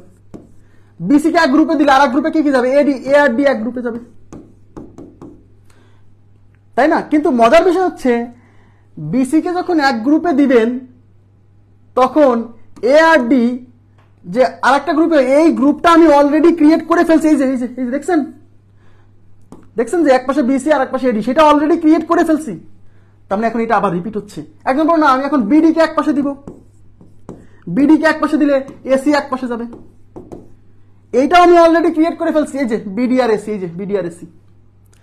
তারপর একজন বলো না আমি এখন BC BD, এবার না আমি CD কে একসাথে দিব, CD কে একসাথে দিলে A আর B একসাথে হবে, এটাও আমি ক্রিয়েট করে ফেলছি অলরেডি। এই যে এই পাশে সিডি, এই পাশে এবি। তার মানে হচ্ছে প্রথম যে 3টা গ্রুপ আমি করছি, এদিকে তাকান, 6টা গ্রুপ হওয়ার কথা। এই যে এই সূত্র অনুসারে 6টা গ্রুপ হওয়ার কথা, তাই না? যদি এইটুক পর্যন্ত উত্তর হয় তাহলে 6টা গ্রুপ হওয়ার কথা, তাই কি না? 6টা গ্রুপ যখন আমি করছি, দেখেন 1টা 2টা 3টা 4টা 5টা 6টা, 6 ভাবে 2 ভাগে ভাগ করছি। তার মধ্যে প্রথম 3 ভাবে যে ভাগ করছি, পরবর্তী 3 ভাগটা আসলে আগের 3 ভাগই। এটা হওয়ার কারণ হচ্ছে, কারণ দুই পাশে সমান মেম্বার করার কারণে যখন আমি এ বি কে একসাথে রাখছি তখন আরেক পাশে সিডি দাঁড়াইছে, যখন আমি সিডি কে এক পাশে রাখতেছি তখন আরেক পাশে এবি, যা অলরেডি এই গ্রুপটা আগে আমি ক্রিয়েট করে ফেলছি। তার মানে পরে যে 3টা গ্রুপ করতেছি সেই গ্রুপ 3টা আবার রিপিট হচ্ছে, সেই গ্রুপ 3টা আবার রিপিট হচ্ছে। এই জন্য আমাকে কি করতে হবে, মানে এই অঙ্কটা ক্যালকুলেশন করার পরে, মানে আমরা আগে যে ক্যালকুলেশন করছি, মানে গ্রুপ অফ আনইকুয়াল সাইজ যখন ছিল, মানে এখানে মেম্বার আর এখানে মেম্বার যখন সমান ছিল না, তখন যা করছি মানে এইটুকু করতে হবে। আর যখন গ্রুপ ইকুয়াল সাইজের গ্রুপ হবে তখন আপনাকে এখানে যতগুলা ইকুয়াল সাইজের গ্রুপ থাকবে তত ফ্যাক্টোরিয়াল দিয়ে ভাগ করতে হবে। কেন? কারণ প্রথম অংশটা আবার রিপিট হবে, আলাদা হবে। তো রিপিট হলে তো এইগুলো তো আলাদা গ্রুপ না, আগের গ্রুপগুলো বোঝাচ্ছে। সুতরাং ইকুয়াল সাইজের এখানে যতটা গ্রুপ থাকবে তত ফ্যাক্টোরিয়াল দিয়ে এক্সট্রা করে ভাগ করতে হবে। মানে এই পর্যন্ত ক্লিয়ার? এখানে কয়টা গ্রুপ করছেন? 2টা গ্রুপ না, ইকুয়াল সাইজের কয় গ্রুপ? এই যে 2 গ্রুপ, তাই 2 ফ্যাক্টোরিয়াল দিয়ে ভাগ। আমার কথা কি বুঝছেন?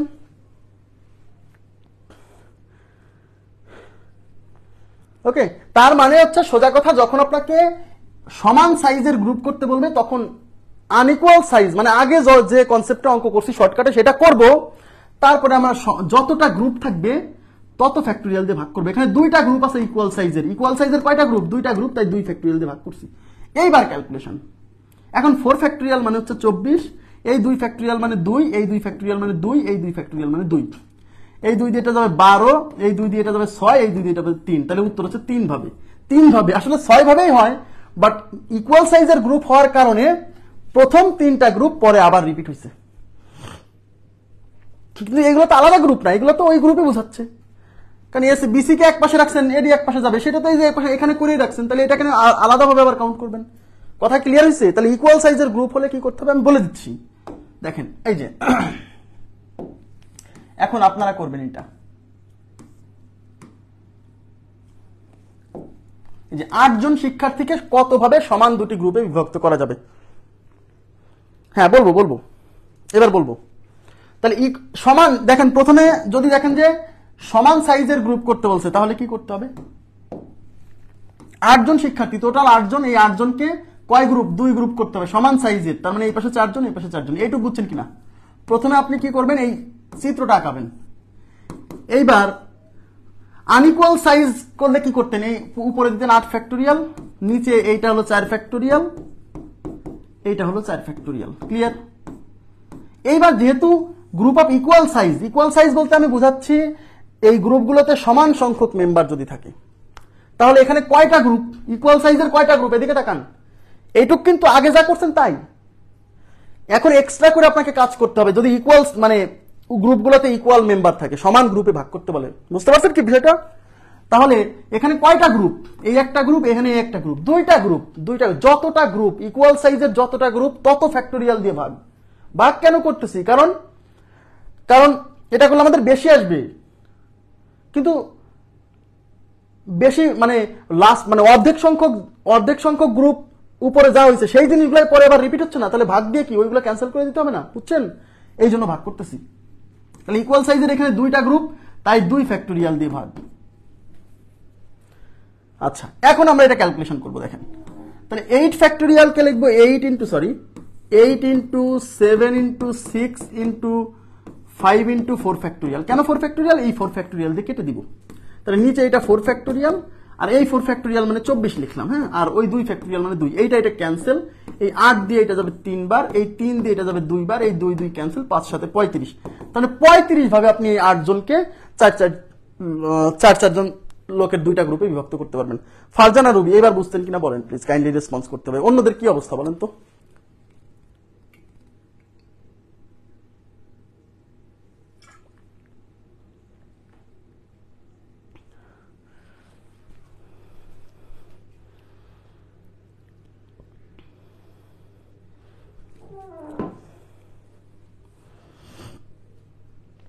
এই টাইপটা খুবই গুরুত্বপূর্ণ পরীক্ষা আসার মতো। হ্যাঁ,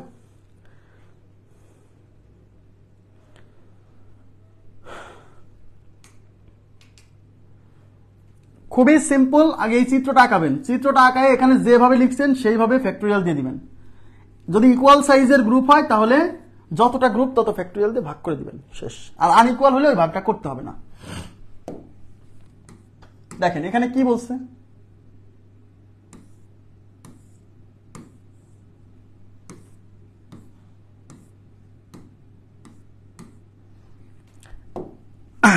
বাইশ জন অধ্যাপকের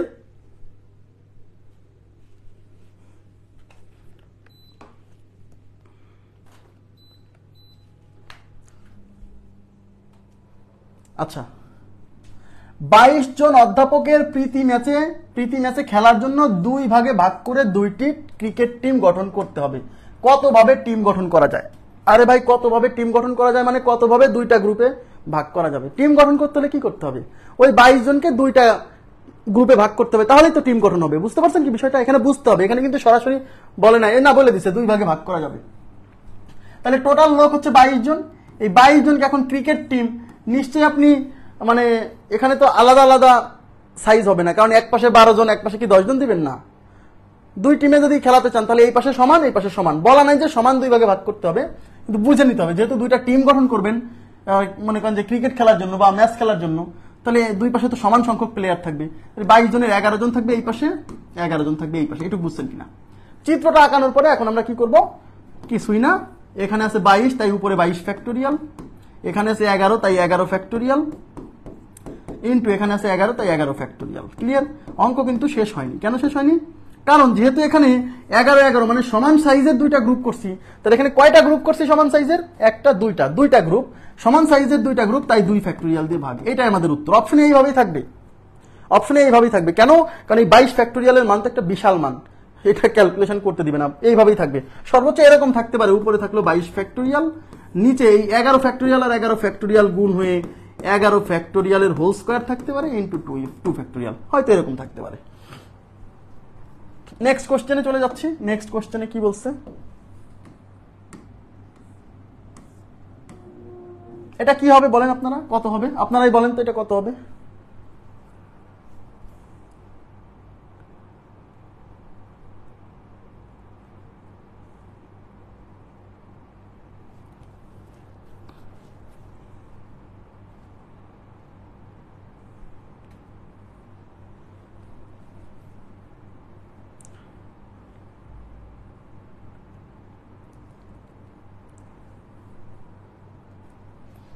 দেখেন 6 জন শিক্ষার্থীকে সমান 3টি গ্রুপে বিভক্ত করতে হবে। তাহলে 6 জন শিক্ষার্থীকে সমান 3 গ্রুপে যদি বিভক্ত করতে চান, তাহলে আপনার 6 জনকে সমান 3 ভাগ করলে 2 জন 2 জন 2 জন, এই তো। এবার আপনি কি করবেন? উপরে 6, তাহলে এখানে 6 ফ্যাক্টোরিয়াল, নিচে 2 তার মানে 2 ফ্যাক্টোরিয়াল, এটা 2 তার মানে আবার 2 ফ্যাক্টোরিয়াল, এইটা 2 মানে আবার 2 ফ্যাক্টোরিয়াল। ক্লিয়ার? এখন এগুলো কিন্তু সমান সাইজের গ্রুপ। দেখেন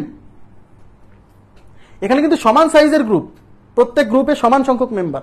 তাহলে আমি কি বলছিলাম? এক্সট্রা করে ভাগ দিতে হবে। তাহলে এখানে সমান সাইজের কয়টা গ্রুপ আছে? একটা, দুইটা, তিনটা। তাহলে আমি কি বলছিলাম? এদিকে তাকান, নিচে ভাগ করার সময় 2 ফ্যাক্টোরিয়াল দিয়ে ভাগ করতে হবে না সব সময়? সমান সাইজের যতটা গ্রুপ তত ফ্যাক্টোরিয়াল দিয়ে ভাগ। তাহলে এখানে সমান সাইজের কয়টা গ্রুপ? একটা, দুইটা, তিনটা, তাই আমাকে 3 ফ্যাক্টোরিয়াল দিয়ে ভাগ করতে হবে, কিন্তু এখানে আবার 2 ফ্যাক্টোরিয়াল দিয়েন না। এটাই উত্তর। এটা ক্যালকুলেশন করে যা আসবে তাই। কথা কি বুঝাইতে পারছি? সমান সাইজের যতটা গ্রুপ তত ফ্যাক্টোরিয়াল দিয়ে ভাগ। ওকে, আচ্ছা, তাহলে 6 ফ্যাক্টোরিয়ালকে আমি 6 ইন্টু 5 ইন্টু 4 ফ্যাক্টোরিয়াল, আচ্ছা 4 ফ্যাক্টোরিয়াল দরকার নেই, 6 ফ্যাক্টোরিয়ালকে আমি 720 লিখলাম, জান 720। আর নিচে 2 ফ্যাক্টোরিয়াল মানে 2, 2 ফ্যাক্টোরিয়াল মানে 2, 2 ফ্যাক্টোরিয়াল মানে 2, 3 ফ্যাক্টোরিয়াল মানে হচ্ছে 6। 6 দিয়ে কাটি, 6 12 72, একটা শূন্য, 2 দিয়ে 60 বার যাবে, 2 দিয়ে 30 বার যাবে, 2 দিয়ে 15 বার যাবে। তাহলে আমাদের উত্তর হচ্ছে 15। এরকম 15 ভাবে গ্রুপ করা যাবে। 158 না?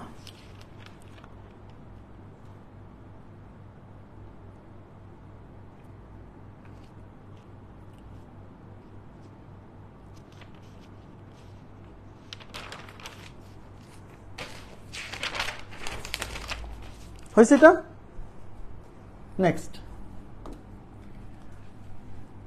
এই যে এই প্রশ্নটা পরীক্ষাতে আসে, 6 জন খেলোয়াড়কে 2 ভাগে ভাগ করা যাবে। আচ্ছা বলেন কত হবে? 6 জন খেলোয়াড়কে সমান 2টি গ্রুপে বিভক্ত করা যায় কত ভাবে? 6 জন খেলোয়াড়কে, তার মানে টোটাল লোক সংখ্যা হচ্ছে 6, এদেরকে সমান 2টা গ্রুপে ভাগ করবেন, তার মানে এই পাশে যাবে 3 জন আর এক গ্রুপে যাবে 3 জন। তাহলে এখানে উপরে 6 তাহলে 6 ফ্যাক্টোরিয়াল, এই 3 তাহলে 3 ফ্যাক্টোরিয়াল ইন্টু এই 3 মানে 3 ফ্যাক্টোরিয়াল। এখানে সমান সাইজের কয়টা গ্রুপ? ইকুয়াল সাইজের 2টা গ্রুপ, তাই 2 ফ্যাক্টোরিয়াল দিয়ে ভাগ। ব্যাস, এবার ক্যালকুলেশন করে যা আসবে তাই। তাহলে 6 ফ্যাক্টোরিয়াল মানে বুঝতেই পারছেন 720, 3 ফ্যাক্টোরিয়াল মানে 6, 3 ফ্যাক্টোরিয়াল মানে 6, 2 ফ্যাক্টোরিয়াল মানে 2। 6 12 72, 0, 6 দুগুণী 12 মানে 20, 2 দিয়ে হচ্ছে 10। তাহলে আমাদের উত্তর হচ্ছে 10, উত্তর হচ্ছে 10, উত্তর 10। ঠিক আছে, ওকে, নেক্সট কোশ্চেনে চলে যাচ্ছি।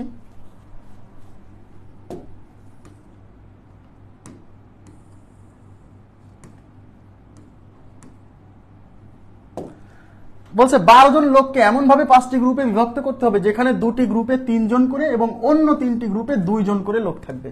দেখেন আপনার টোটাল লোক হচ্ছে 12 জন, এই 12 জনকে 5টা গ্রুপে ভাগ করতে হবে। 5টা গ্রুপে ভাগ করতে হবে, ভাগ করার সময় আপনাকে 2টা গ্রুপে 3 জন করে লোক থাকবে, আর বাকি যে 3টা গ্রুপ সেখানে 2 জন করে লোক থাকবে। তাই টোটাল লোক সংখ্যা কত? 12। এই 12 জন লোককে 5 গ্রুপ, 1 2 3 4 5, এই 5 গ্রুপের মধ্যে 2টা গ্রুপে 3 জন করে, এখানে 3 জন এখানে 3 জন, বাকি 3টা গ্রুপে 2 জন 2 জন করে। ক্লিয়ার? এখন কি বলছে? চিত্র আঁকানোর পরে কিছুই না, এখানে যা লিখছেন তত ফ্যাক্টোরিয়াল দিবেন, আর নিচে এই সবগুলো ফ্যাক্টোরিয়াল দিবেন। 3 ফ্যাক্টোরিয়াল, এই 3 এর জন্য 3 ফ্যাক্টোরিয়াল, এই 2 এর জন্য 2 ফ্যাক্টোরিয়াল, এই 2 এর জন্য 2 ফ্যাক্টোরিয়াল, এই 2 এর জন্য 2 ফ্যাক্টোরিয়াল। একটু তাকাবেন প্লিজ। এখন কথা হলো এখানে কি ইকুয়াল সাইজের গ্রুপ আছে? এদিকে তাকান, এদিকে, এখানে অনেকে ভুল করবে। এখানে কি ইকুয়াল সাইজের গ্রুপ আছে? এখানে কিন্তু 5টা ইকুয়াল সাইজের গ্রুপ না, এখানে কিন্তু এই 2টা ইকুয়াল সাইজ, এই 2টা ইকুয়াল সাইজের জন্য 2 ফ্যাক্টোরিয়াল দিয়ে ভাগ। এই যে এই পর্যন্ত কিন্তু অঙ্কের জন্য, এইটুকু হচ্ছে অঙ্কের জন্য। এই যে এই 2টা ইকুয়াল সাইজের গ্রুপের জন্য 2 ফ্যাক্টোরিয়াল দিয়ে ভাগ, এই 3টা ইকুয়াল সাইজের জন্য 3 ফ্যাক্টোরিয়াল দিয়ে ভাগ, মানে এই অংশটা কিন্তু এদের জন্য। এখানে আবার 5 ফ্যাক্টোরিয়াল দিয়ে ভাগ দিয়ে না, এখানে যদি 5টাই যদি ইকুয়াল সাইজের গ্রুপ হতো তাহলে আমরা 5 ফ্যাক্টোরিয়াল দিয়ে ভাগ করতাম, কিন্তু এখানে এই 2টা ইকুয়াল সাইজের জন্য 2 ফ্যাক্টোরিয়াল দিয়ে ভাগ, আর এই 3টা ইকুয়াল সাইজের জন্য 3 ফ্যাক্টোরিয়াল দিয়ে ভাগ। ক্লিয়ার? এবার এটা ক্যালকুলেশন করে যা আসবে তাই, আমি এটা বানাই দিচ্ছি অঙ্কটা অবশ্য। তাহলে উপরে 12 ফ্যাক্টোরিয়াল, মানে অলটাই কভার করার চেষ্টা করছি। 3 ফ্যাক্টোরিয়াল কয়টা আছে? 1টা 2টা আর এই একটা 3টা, তাহলে 3 ফ্যাক্টোরিয়াল আছে 3টা, তাহলে 3 ফ্যাক্টোরিয়ালের কিউব। 2 ফ্যাক্টোরিয়াল কয়টা? 1টা 2টা 3টা আর একটা 4টা, তাহলে 4 ফ্যাক্টোরিয়াল, সরি 2 ফ্যাক্টোরিয়ালের আছে 4টা, তাহলে 2 ফ্যাক্টোরিয়াল টু দি পাওয়ার 4, এরকম অপশন থাকবে হয়তো যদি কোশ্চেন এরকম আসে। ঠিক আছে, নেক্সট কোশ্চেনে চলে যাচ্ছি। আচ্ছা এবার তাকান,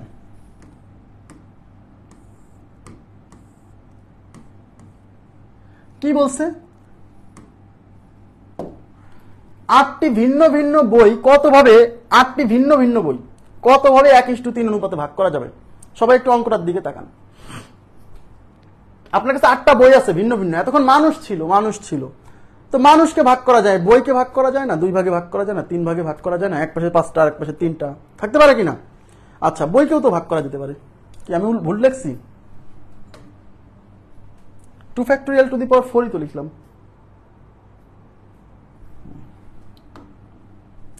তাহলে 8টা বইকে আমার 2 ভাগে ভাগ করতে হবে, কিন্তু ভাগ করতে হবে 1:3 অনুপাতে।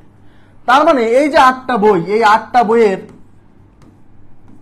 এই ভাগে কতটা বই যাবে, এই ভাগে কতটা বই যাবে সেটা সরাসরি দেওয়া নাই, তার জন্য আবার অনুপাত দেওয়া আছে। এই অনুপাতকে ফলো করে আপনাকে বের করে দেখতে হবে যে আগে যে 2 ভাগে যে ভাগ করব, এই ভাগে কত যাবে, এই ভাগে কত যাবে সেটা আগে বের করতে হবে।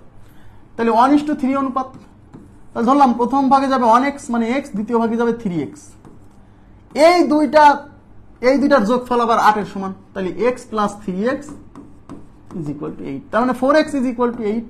তাহলে x ইজ ইকুয়াল টু এই 8 কে 4 দিয়ে ভাগ করলে 2, x এর মান 2, এই 2 এখানে বসালে এক ভাবে যাবে হচ্ছে, x এর মান 2 বসালে এক ভাগে যাবে হচ্ছে 2টা, x এর মান 2 বসালে 3 দুগুণী 6টা, আর এক ভাগে 6টা। কথা কি বুঝছেন? এইবার আপনি আগে যা পড়ছেন তাই, উপরে যাবে 8 ফ্যাক্টোরিয়াল আর নিচে হলো 2 ফ্যাক্টোরিয়াল ইনটু এই 6 ফ্যাক্টোরিয়াল। ক্লিয়ার? ওকে, এখন ক্যালকুলেশন, তাহলে উপরে 8 ফ্যাক্টোরিয়ালকে লিখতে পারবেন 8 ইন্টু 7 ইন্টু 6 ফ্যাক্টোরিয়াল, কারণ এই 6 ফ্যাক্টোরিয়াল দিয়ে নিচের 6 ফ্যাক্টোরিয়াল কেটে দিব, নিচে 2 ফ্যাক্টোরিয়াল ইন্টু 6 ফ্যাক্টোরিয়াল, এটা ক্যান্সেল। এই 2 ফ্যাক্টোরিয়াল মানে 2 দিয়ে এটা যাবে 4 বার, 4 সাথে 28, তাহলে আমাদের উত্তর হচ্ছে 28। ক্লিয়ার বিষয়টা? উত্তর 28।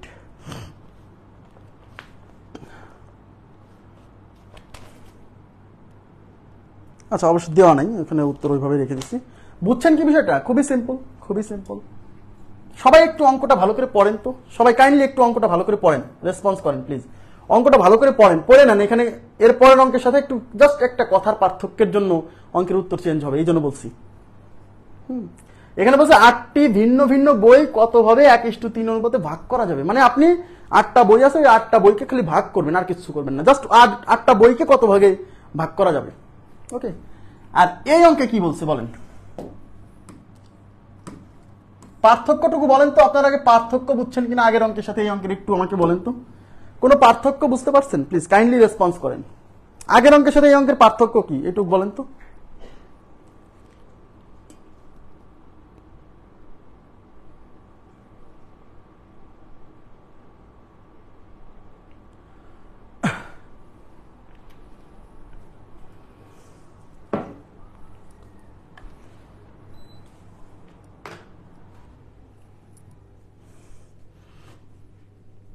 আচ্ছা, 2 জন শিক্ষার্থীর মধ্যে ভাগ। আচ্ছা, আগের অঙ্কের সাথে এই অঙ্কের পার্থক্যটা যদি না বোঝেন তাহলে কিন্তু কোশ্চেন পরীক্ষা হলে সলভ করে আসতে পারবেন না, ভুল করে আসবেন। এই জন্য এটা বোঝাটা খুবই জরুরি। 8টা ভিন্ন ভিন্ন বইকে 2 জন শিক্ষার্থীর মধ্যে কতভাবে 1:3 অনুপাতে ভাগ করে দেওয়া যাবে। তার মানে এখানে কি করতে হবে? প্রথমে আপনি 8টা বইকে 1:3 অনুপাতে ভাগ করবেন। প্রথমে তো বইকে ভাগ করবেন 1:3 অনুপাতে। 8টা বইকে আপনি 1:3 অনুপাতে ভাগ করবেন। তারপরে কিন্তু ওই ভাগগুলো এখন শিক্ষার্থীদের মধ্যে দিবেন। আর আগের অঙ্কে শুধু ভাগ করছিলেন, তার মানে এখানে 2টা অঙ্ক। প্রথমে ভাগ করব, সেই ভাগ করা বই তারপরে 2 জন শিক্ষার্থীর মধ্যে দিয়ে দিব। আর আগের অঙ্কে শুধু বই 8টা বইকে কতভাবে 2টা অংশে ভাগ করা যায় সেটুকু ছিল। এই হলো পার্থক্য। আর এই অঙ্কে 2 ভাগে ভাগ করব, ভাগ করার পরে শিক্ষার্থীদের মধ্যে বিলাই দিব। তাহলে দেখেন, তাহলে 8টা বইকে যদি আপনি 2টা ভাগে প্রথমে ভাগ করবো, এদিকে তাকান, প্রথমে বইগুলোকে ভাগ করব, তারপরে 2 জনের মধ্যে বিলাই দিব, ঠিক আছে? আচ্ছা, তাহলে এখন এই 8টা বইকে কত অনুপাতে 1:3, তাহলে 1:3 অনুপাতে ভাগ করলে প্রথম অংশে যাবে হচ্ছে একটা এক্স না ধরে এইভাবে করেন। প্রথম অংশে কয়টা যাবে? এই 1 অনুপাত যাবে উপরে, নিচে এই দুইটা যোগফল 3 আর 1 4 ইন্টু টোটাল বই হচ্ছে 8, 4 দুগুণে 8। তাহলে প্রথম অংশে যাবে 2টা। এগুলো অনুপাতের ক্লাসে শিখাইছিলাম কিভাবে বের করতে হয়। পরের অংশে প্রথম অংশে যদি 2টা যায়, টোটাল 8টা থেকে 2টা বাদ দিলে পরের অংশে 6টা। যদি এভাবে না বোঝেন তাহলে আগের অঙ্কে যে x আর 3x ধরে করছি না, ওইভাবে করবেন।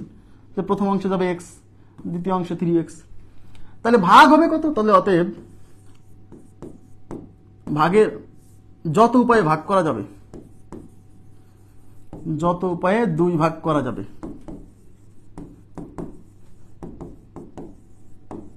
যত উপায়ে 2 ভাগ করা যাবে সেটা কি? উপরে যাবে এই যে 8 ফ্যাক্টোরিয়াল, নিচে 2 ফ্যাক্টোরিয়াল ইন্টু 6 ফ্যাক্টোরিয়াল। এইটা উত্তর কিনা বলেন? এইটা হলো কেবল বই দুটাকে এত ভাগে ভাগ করছি, এখনো বই দুটা ডিস্ট্রিবিউট করি নাই। হ্যাঁ, এইবার এই ভাগের বইগুলোকে ডিস্ট্রিবিউট করতে হবে। তার মানে 8টা বইকে যত উপায়ে 2 ভাগে ভাগ করা যায় সেটা এখন এই 2 ভাগ বই 2 জনের মধ্যে বিলি করে দিতে হবে। এদিকে তাকান, তার মানে 2টা জিনিস, এই 2 ভাগ বই মানে 2টা জিনিস, এই 2টা জিনিস 2 জনের মধ্যে আপনি ডিস্ট্রিবিউট করে দিবেন। তাহলে আপনি আমাকে বলেন 2টা জিনিস 2 জনকে দেওয়া যায় কত হবে? 2টা জিনিস 2 জনকে দেওয়া যায় 2p2, মানে 2 ফ্যাক্টোরিয়াল আকারে। এই জন্য এখন আপনাকে এক্সট্রা করে 2 ফ্যাক্টোরিয়াল দিয়ে গুণ করতে হবে। বুঝতে পারেন?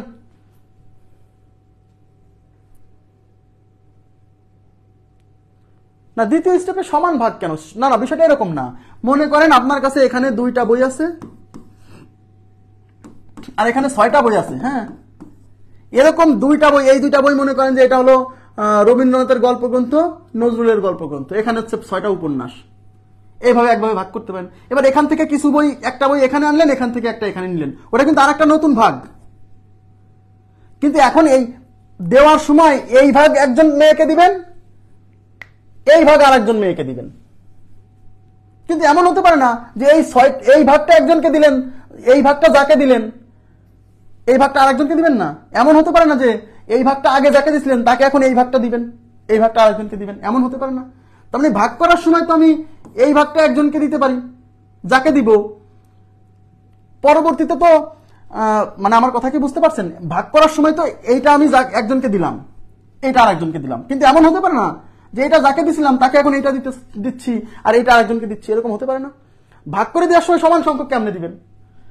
কারণ ভাগই তো হয়েছে এক পাশে দুইটা এক পাশে ছয়টা, এরকম এক পাশে দুইটা এরকম এক পাশে ছয়টা, এরকম আমার এত সংখ্যক ভাগ করতে পারি, মানে এই বইগুলোকে এতভাবে ভাগ করতে পারি। এতভাবে ভাগ করার পর এবার আমি এই জিনিসগুলো ওদেরকে ডিস্ট্রিবিউট করে দিব। ওরা দুইজন, ভাগও দুইটা, তাহলে দুইটা ভাগ দুইজনের মধ্যে ডিস্ট্রিবিউট করার উপায় হচ্ছে 2 ফ্যাক্টোরিয়াল। তাহলে এই 2 ফ্যাক্টোরিয়াল দিয়ে আমাকে এক্সট্রা করে গুণ করতে হবে। ইয়েস, তাহলে যত ভাগে ভাগ করা যায় সেটা হলো এইটা। আর ভাগ করার পরে এই ভাগগুলো দুইজনের মধ্যে ডিস্ট্রিবিউট করার উপায় এইটার সাথে 2 ফ্যাক্টোরিয়াল দিয়ে গুণ। আমি কি বুঝাইতে পারছি? আমার কথা কি বুঝছেন? যদি বলতো যে এই 8টা বইকে কত ভাবে ভাগ করা যায় 1:3 অনুপাতে, তাহলে এখানে উত্তর শেষ। এবার বলছে 8টা বইকে এত ভাগে ভাগ, এত অনুপাতে ভাগ করে দুইজনের মধ্যে ডিস্ট্রিবিউট করব। তাহলে আগে ভাগ করব তারপরে ডিস্ট্রিবিউট করব। কয়জনের মধ্যে? দুইজনের মধ্যে। দুইজনের মধ্যে 2 ভাগ ডিস্ট্রিবিউট করার উপায় হচ্ছে 2 ফ্যাক্টোরিয়াল। না বুঝলে বলেন প্লিজ। তাহলে এই ভাগ করার পরে লিখবেন এখন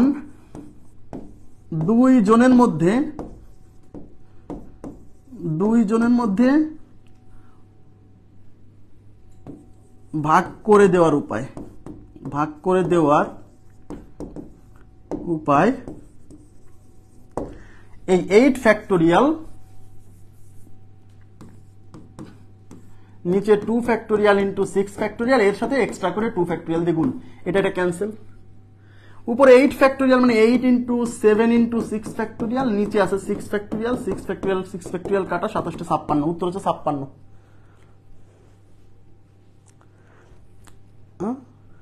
তো 2 ফ্যাক্টোরিয়াল দিয়ে গুণ হবে না? এটা আপনি কি বলছেন? আপনি কোন জিনিস, এটা তো ভুলে গেলে হবে না। দুইটা জিনিস দুইজনের মধ্যে ভাগ করে দেওয়ার উপায় কত?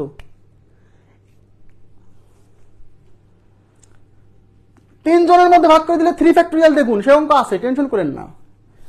এইটা হচ্ছে এত সংখ্যক উপায়, আমি বইগুলোকে কেবল ভাগ করছি। এবার এই ভাগ করা বই আমি দুইজনের মধ্যে ডিস্ট্রিবিউট করতেছি।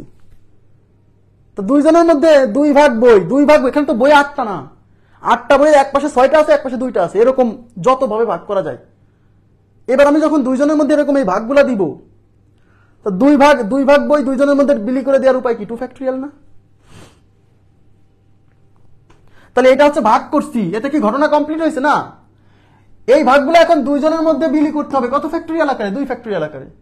তার মানে শুধু ভাগ করলেই হবে না, শুধু বিলি করলেই হবে না। তার মানে এটা একটা ইনকমপ্লিট ঘটনা, এটা একটা ইনকমপ্লিট ঘটনা। ইনকমপ্লিট ঘটনাগুলো গুণ হয়। আর না রয়, আপনি কি এখনো বোঝেন নাই? বই কেবল এই গেল, বইগুলো ভাগ করছেন 2 ভাগে, যার এক পাশে 2টা বই এক পাশে 6টা বই। এবার এগুলো ডিস্ট্রিবিউট করবেন। ডিস্ট্রিবিউট করার উপায় হচ্ছে 2 ফ্যাক্টোরিয়াল। তাহলে শুধু ভাগ করলে কি বই ডিস্ট্রিবিউট হয়ে যাবে না? আবার শুধু ডিস্ট্রিবিউট করলেই হবে? ভাগ করা লাগবে না? করতে হবে। তার মানে এটা একটা ইনকমপ্লিট ঘটনা, এটা একটা ইনকমপ্লিট ঘটনা। ইনকমপ্লিট ঘটনাগুলো গুণ হয়। বুঝছেন কিনা বলেন প্লিজ? কাইন্ডলি রেসপন্স করতে হবে, না বুঝলেও বলতে হবে, তাহলে আমি ভিন্নভাবে চেষ্টা করব। 3 জনের মধ্যে ভাগ করলে 3 ফ্যাক্টোরিয়াল দিয়ে গুণ। হ্যাঁ, মানে ভাই প্রথমে আপনি এইটাকে বইগুলাকে মানে জিনিসগুলোকে ভাগ করবেন। ভাগ করার পরে যদি ডিস্ট্রিবিউট করে দেওয়ার কথা বলে যে এগুলা ডিস্ট্রিবিউট করতে হবে মানুষের মধ্যে, তাহলে যত জনের মধ্যে ডিস্ট্রিবিউট করতে হবে তত ফ্যাক্টোরিয়াল দিয়ে গুণ। কথা না বললে কিন্তু প্রবলেম। না বুঝলেও বলতে হবে যে আমি বুঝি নাই, তাহলে আমি তো আরেকবার ট্রাই করব, তাই না?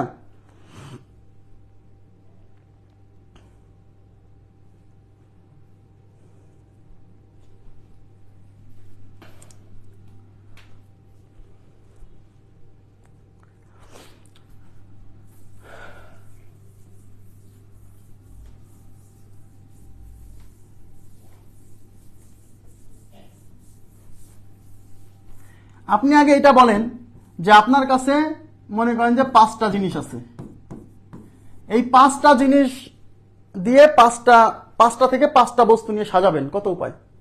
এটা বলেন।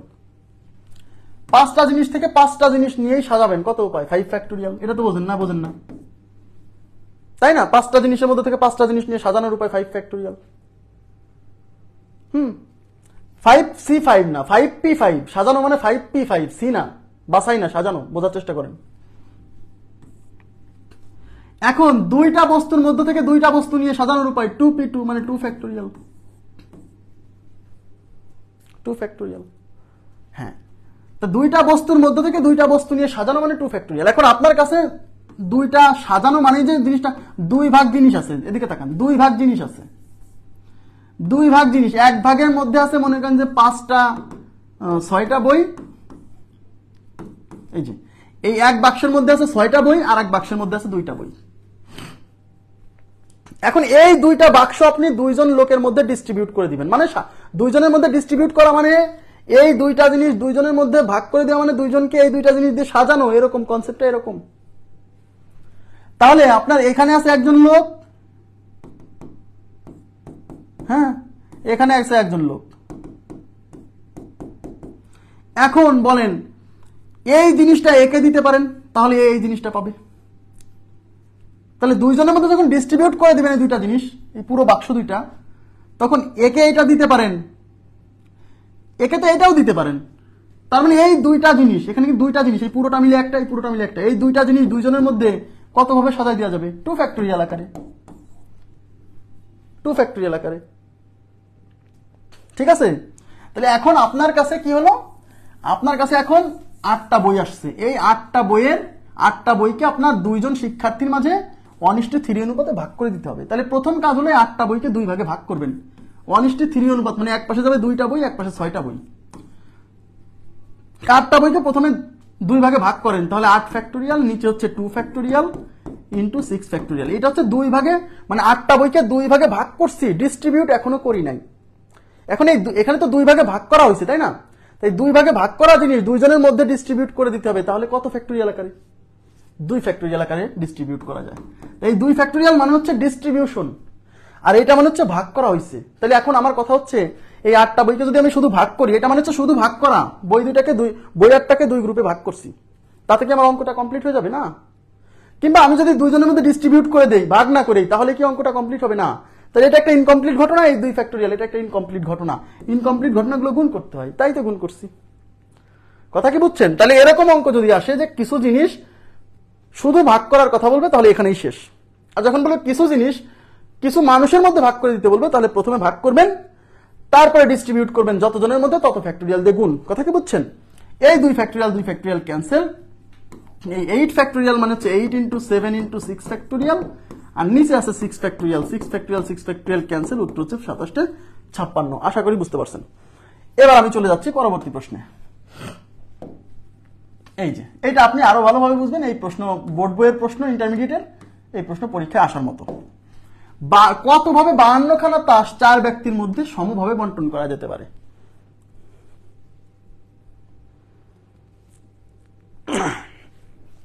বাহান্ন খানা তাস 4 ব্যক্তির মধ্যে সমানভাবে বন্টন করবেন। এদিকে তাকান, তার মানে কি আপনার কাছে 52 খান তাস আছে, সেই 52 খান তাসকে 4 জনের মধ্যে সমানভাবে ভাগ করে দিবেন। হ্যাঁ, তার মানে কিন্তু এখানে 52 খানা তাস 4 ব্যক্তির মধ্যে ভাগ করতে হবে, ডিস্ট্রিবিউট করতে হবে। তাহলে প্রথমে কি করবেন? 52 খানা তাস কয় ব্যক্তির মধ্যে? 4 ব্যক্তির মধ্যে। তো 4 ব্যক্তির মধ্যে দিতে হলে তো আপনাকে, এদিকে তাকান, 4 ভাগ করতে হবে। 4 ব্যক্তির মধ্যে দিতে হলে 4 ভাগ করতে হবে, রাইট? 4 ভাগ করতে হবে। তাহলে 4 ভাগ করলে প্রত্যেক ভাবে আসবে, 52কে 4 দিয়ে ভাগ করেন, তাহলে প্রত্যেক ভাবে আসবে 13 খান, 13 খান, 13 খান, 13 খান, 13 খান। এইবার আপনি ভাগ করেন। তার মানে প্রথম কাজ হলো 52 খান তাসকে আগে 4 ভাগে ভাগ করবেন। তাহলে উপরে 52 ফ্যাক্টোরিয়াল, আর নিচে এই 13 ফ্যাক্টোরিয়াল ইন্টু 13 ফ্যাক্টোরিয়াল, এই যে এই সব ফ্যাক্টোরিয়াল, তাই না? Into 13 factorial into 13 factorial. যেহেতু ইকুয়াল সাইজের গ্রুপ, দেখেন 13 13 13 ইকুয়াল সাইজের গ্রুপ, তাহলে 4টা ইকুয়াল সাইজ, এখানে ইকুয়াল সাইজের গ্রুপ কয়টা? 4টা, তাই 4 ফ্যাক্টোরিয়াল দিয়ে ভাগ করতে হবে। মনে আছে না নাই? এদিকে তাকান, এখানে কি হলো? এটা কিন্তু উত্তর না, এইটা অপশনে থাকবে এবং এইটা মেরে আসবে অনেকে। এটাই ভুল, কারণ এটা হচ্ছে কেবল এই 52 খান তাসকে 4 ভাগে ভাগ করছি, কিন্তু 4 জন ব্যক্তির মধ্যে এখনো ডিস্ট্রিবিউট করি নাই। তাহলে এই তাসগুলোকে এখন 4 জন ব্যক্তির মধ্যে ডিস্ট্রিবিউট করতে হবে। তাহলে 4 জন ব্যক্তির মধ্যে ডিস্ট্রিবিউট করার উপায় 4 ফ্যাক্টোরিয়াল, তাই 4 ফ্যাক্টোরিয়াল দিয়ে গুণ। এইটা আর এটা কেটে যাবে, তার মানে উত্তর হচ্ছে 52 ফ্যাক্টোরিয়াল ডিভাইডেড বাই 13 ফ্যাক্টোরিয়াল। কয়টা? 1টা 2টা 3টা 4টা, তার মানে 13 ফ্যাক্টোরিয়াল টু দি পাওয়ার 4। এইটা উত্তর। এইভাবে অপশন থাকবে। অনেকে শুধু ওই 4 ফ্যাক্টোরিয়াল দিয়ে গুণ না করে চলে আসবে।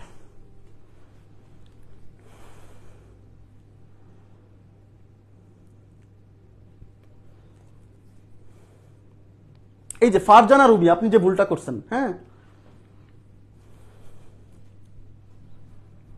13 ফ্যাক্টোরিয়াল টু দি পাওয়ার 4, এটাও তো অপশনে এরকমই থাকবে, অপশনে এরকমই থাকবে, কারণ 52 ফ্যাক্টোরিয়াল সংখ্যাটা অনেক বড় একটা সংখ্যা। তাহলে আমি আবার বলছি, এই কোশ্চেন কিন্তু দুই রকম। একটা হচ্ছে কিছু জিনিস দেওয়া থাকবে, সেটাকে শুধু ভাগ করতে হবে কয়েকটা সাইজে, কয়েকটা গ্রুপে জাস্ট ভাগ করতে হবে, তখন কিন্তু এই পর্যন্ত অঙ্ক শেষ। আর যখন বলবো ওই ভাগগুলো আবার কারো কারোর মধ্যে ডিস্ট্রিবিউট করে দিতে হবে, তখন যত জনের মধ্যে ডিস্ট্রিবিউট করতে হবে লাস্টে তত ফ্যাক্টোরিয়াল দিয়ে গুণ করতে হবে, ব্যাস। এবার আমাকে বলেন এই গ্রুপ অফ মানে ডিভিশন ইনটু গ্রুপস, এই টাইপটা ক্লিয়ার হয়েছে কিনা বলেন প্লিজ। ডিভিশন ইনটু গ্রুপসটা ক্লিয়ার হয়েছে কিনা? এই কোশ্চেনটাই যদি বলতো 52 থানার তাসকে কত ভাবে 4 ভাগে ভাগ করা যায়, তাহলে কিন্তু উত্তর ভিন্ন হতো। এই অঙ্কটাই যদি বলতো যে 52 খানা তাসকে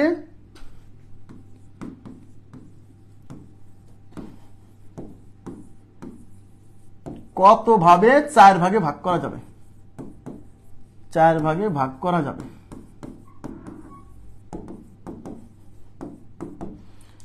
তাহলে 4 ভাগে ভাগ করা যাবে। এবার কিন্তু 4 ভাগে ভাগ করে কারোর মধ্যে ডিস্ট্রিবিউট করতে হবে না, জাস্ট ভাগ করতে হবে। তাহলে 52 খানা তাস 4 ভাগে ভাগ করলে সমান 4 ভাগে ভাগ করতে হবে, সমান 4 ভাগে, হ্যাঁ, খানা তাসকে সমান 4 ভাগে। তাহলে প্রত্যেক ভাগে 13 13 13 13, তাহলে উপরে কি হবে 52 ফ্যাক্টোরিয়াল, আর নিচে এই যে এইগুলা 13 ফ্যাক্টোরিয়াল কয়টা, 4টা। তাহলে 13 ফ্যাক্টোরিয়াল ইন্টু 13 ফ্যাক্টোরিয়াল ইন্টু, তাহলে 4টা 13 ফ্যাক্টোরিয়াল, মানে 13 ফ্যাক্টোরিয়াল টু দি পাওয়ার 4। আর যেহেতু প্রত্যেক গ্রুপে 13টা করে, মানে সমান সাইজের 4টা গ্রুপ, সমান সাইজের 4টা গ্রুপ হওয়ার কারণে 4 ফ্যাক্টোরিয়াল দিয়ে ভাগ। তাহলে এইটার উত্তর এখন এরকম হবে।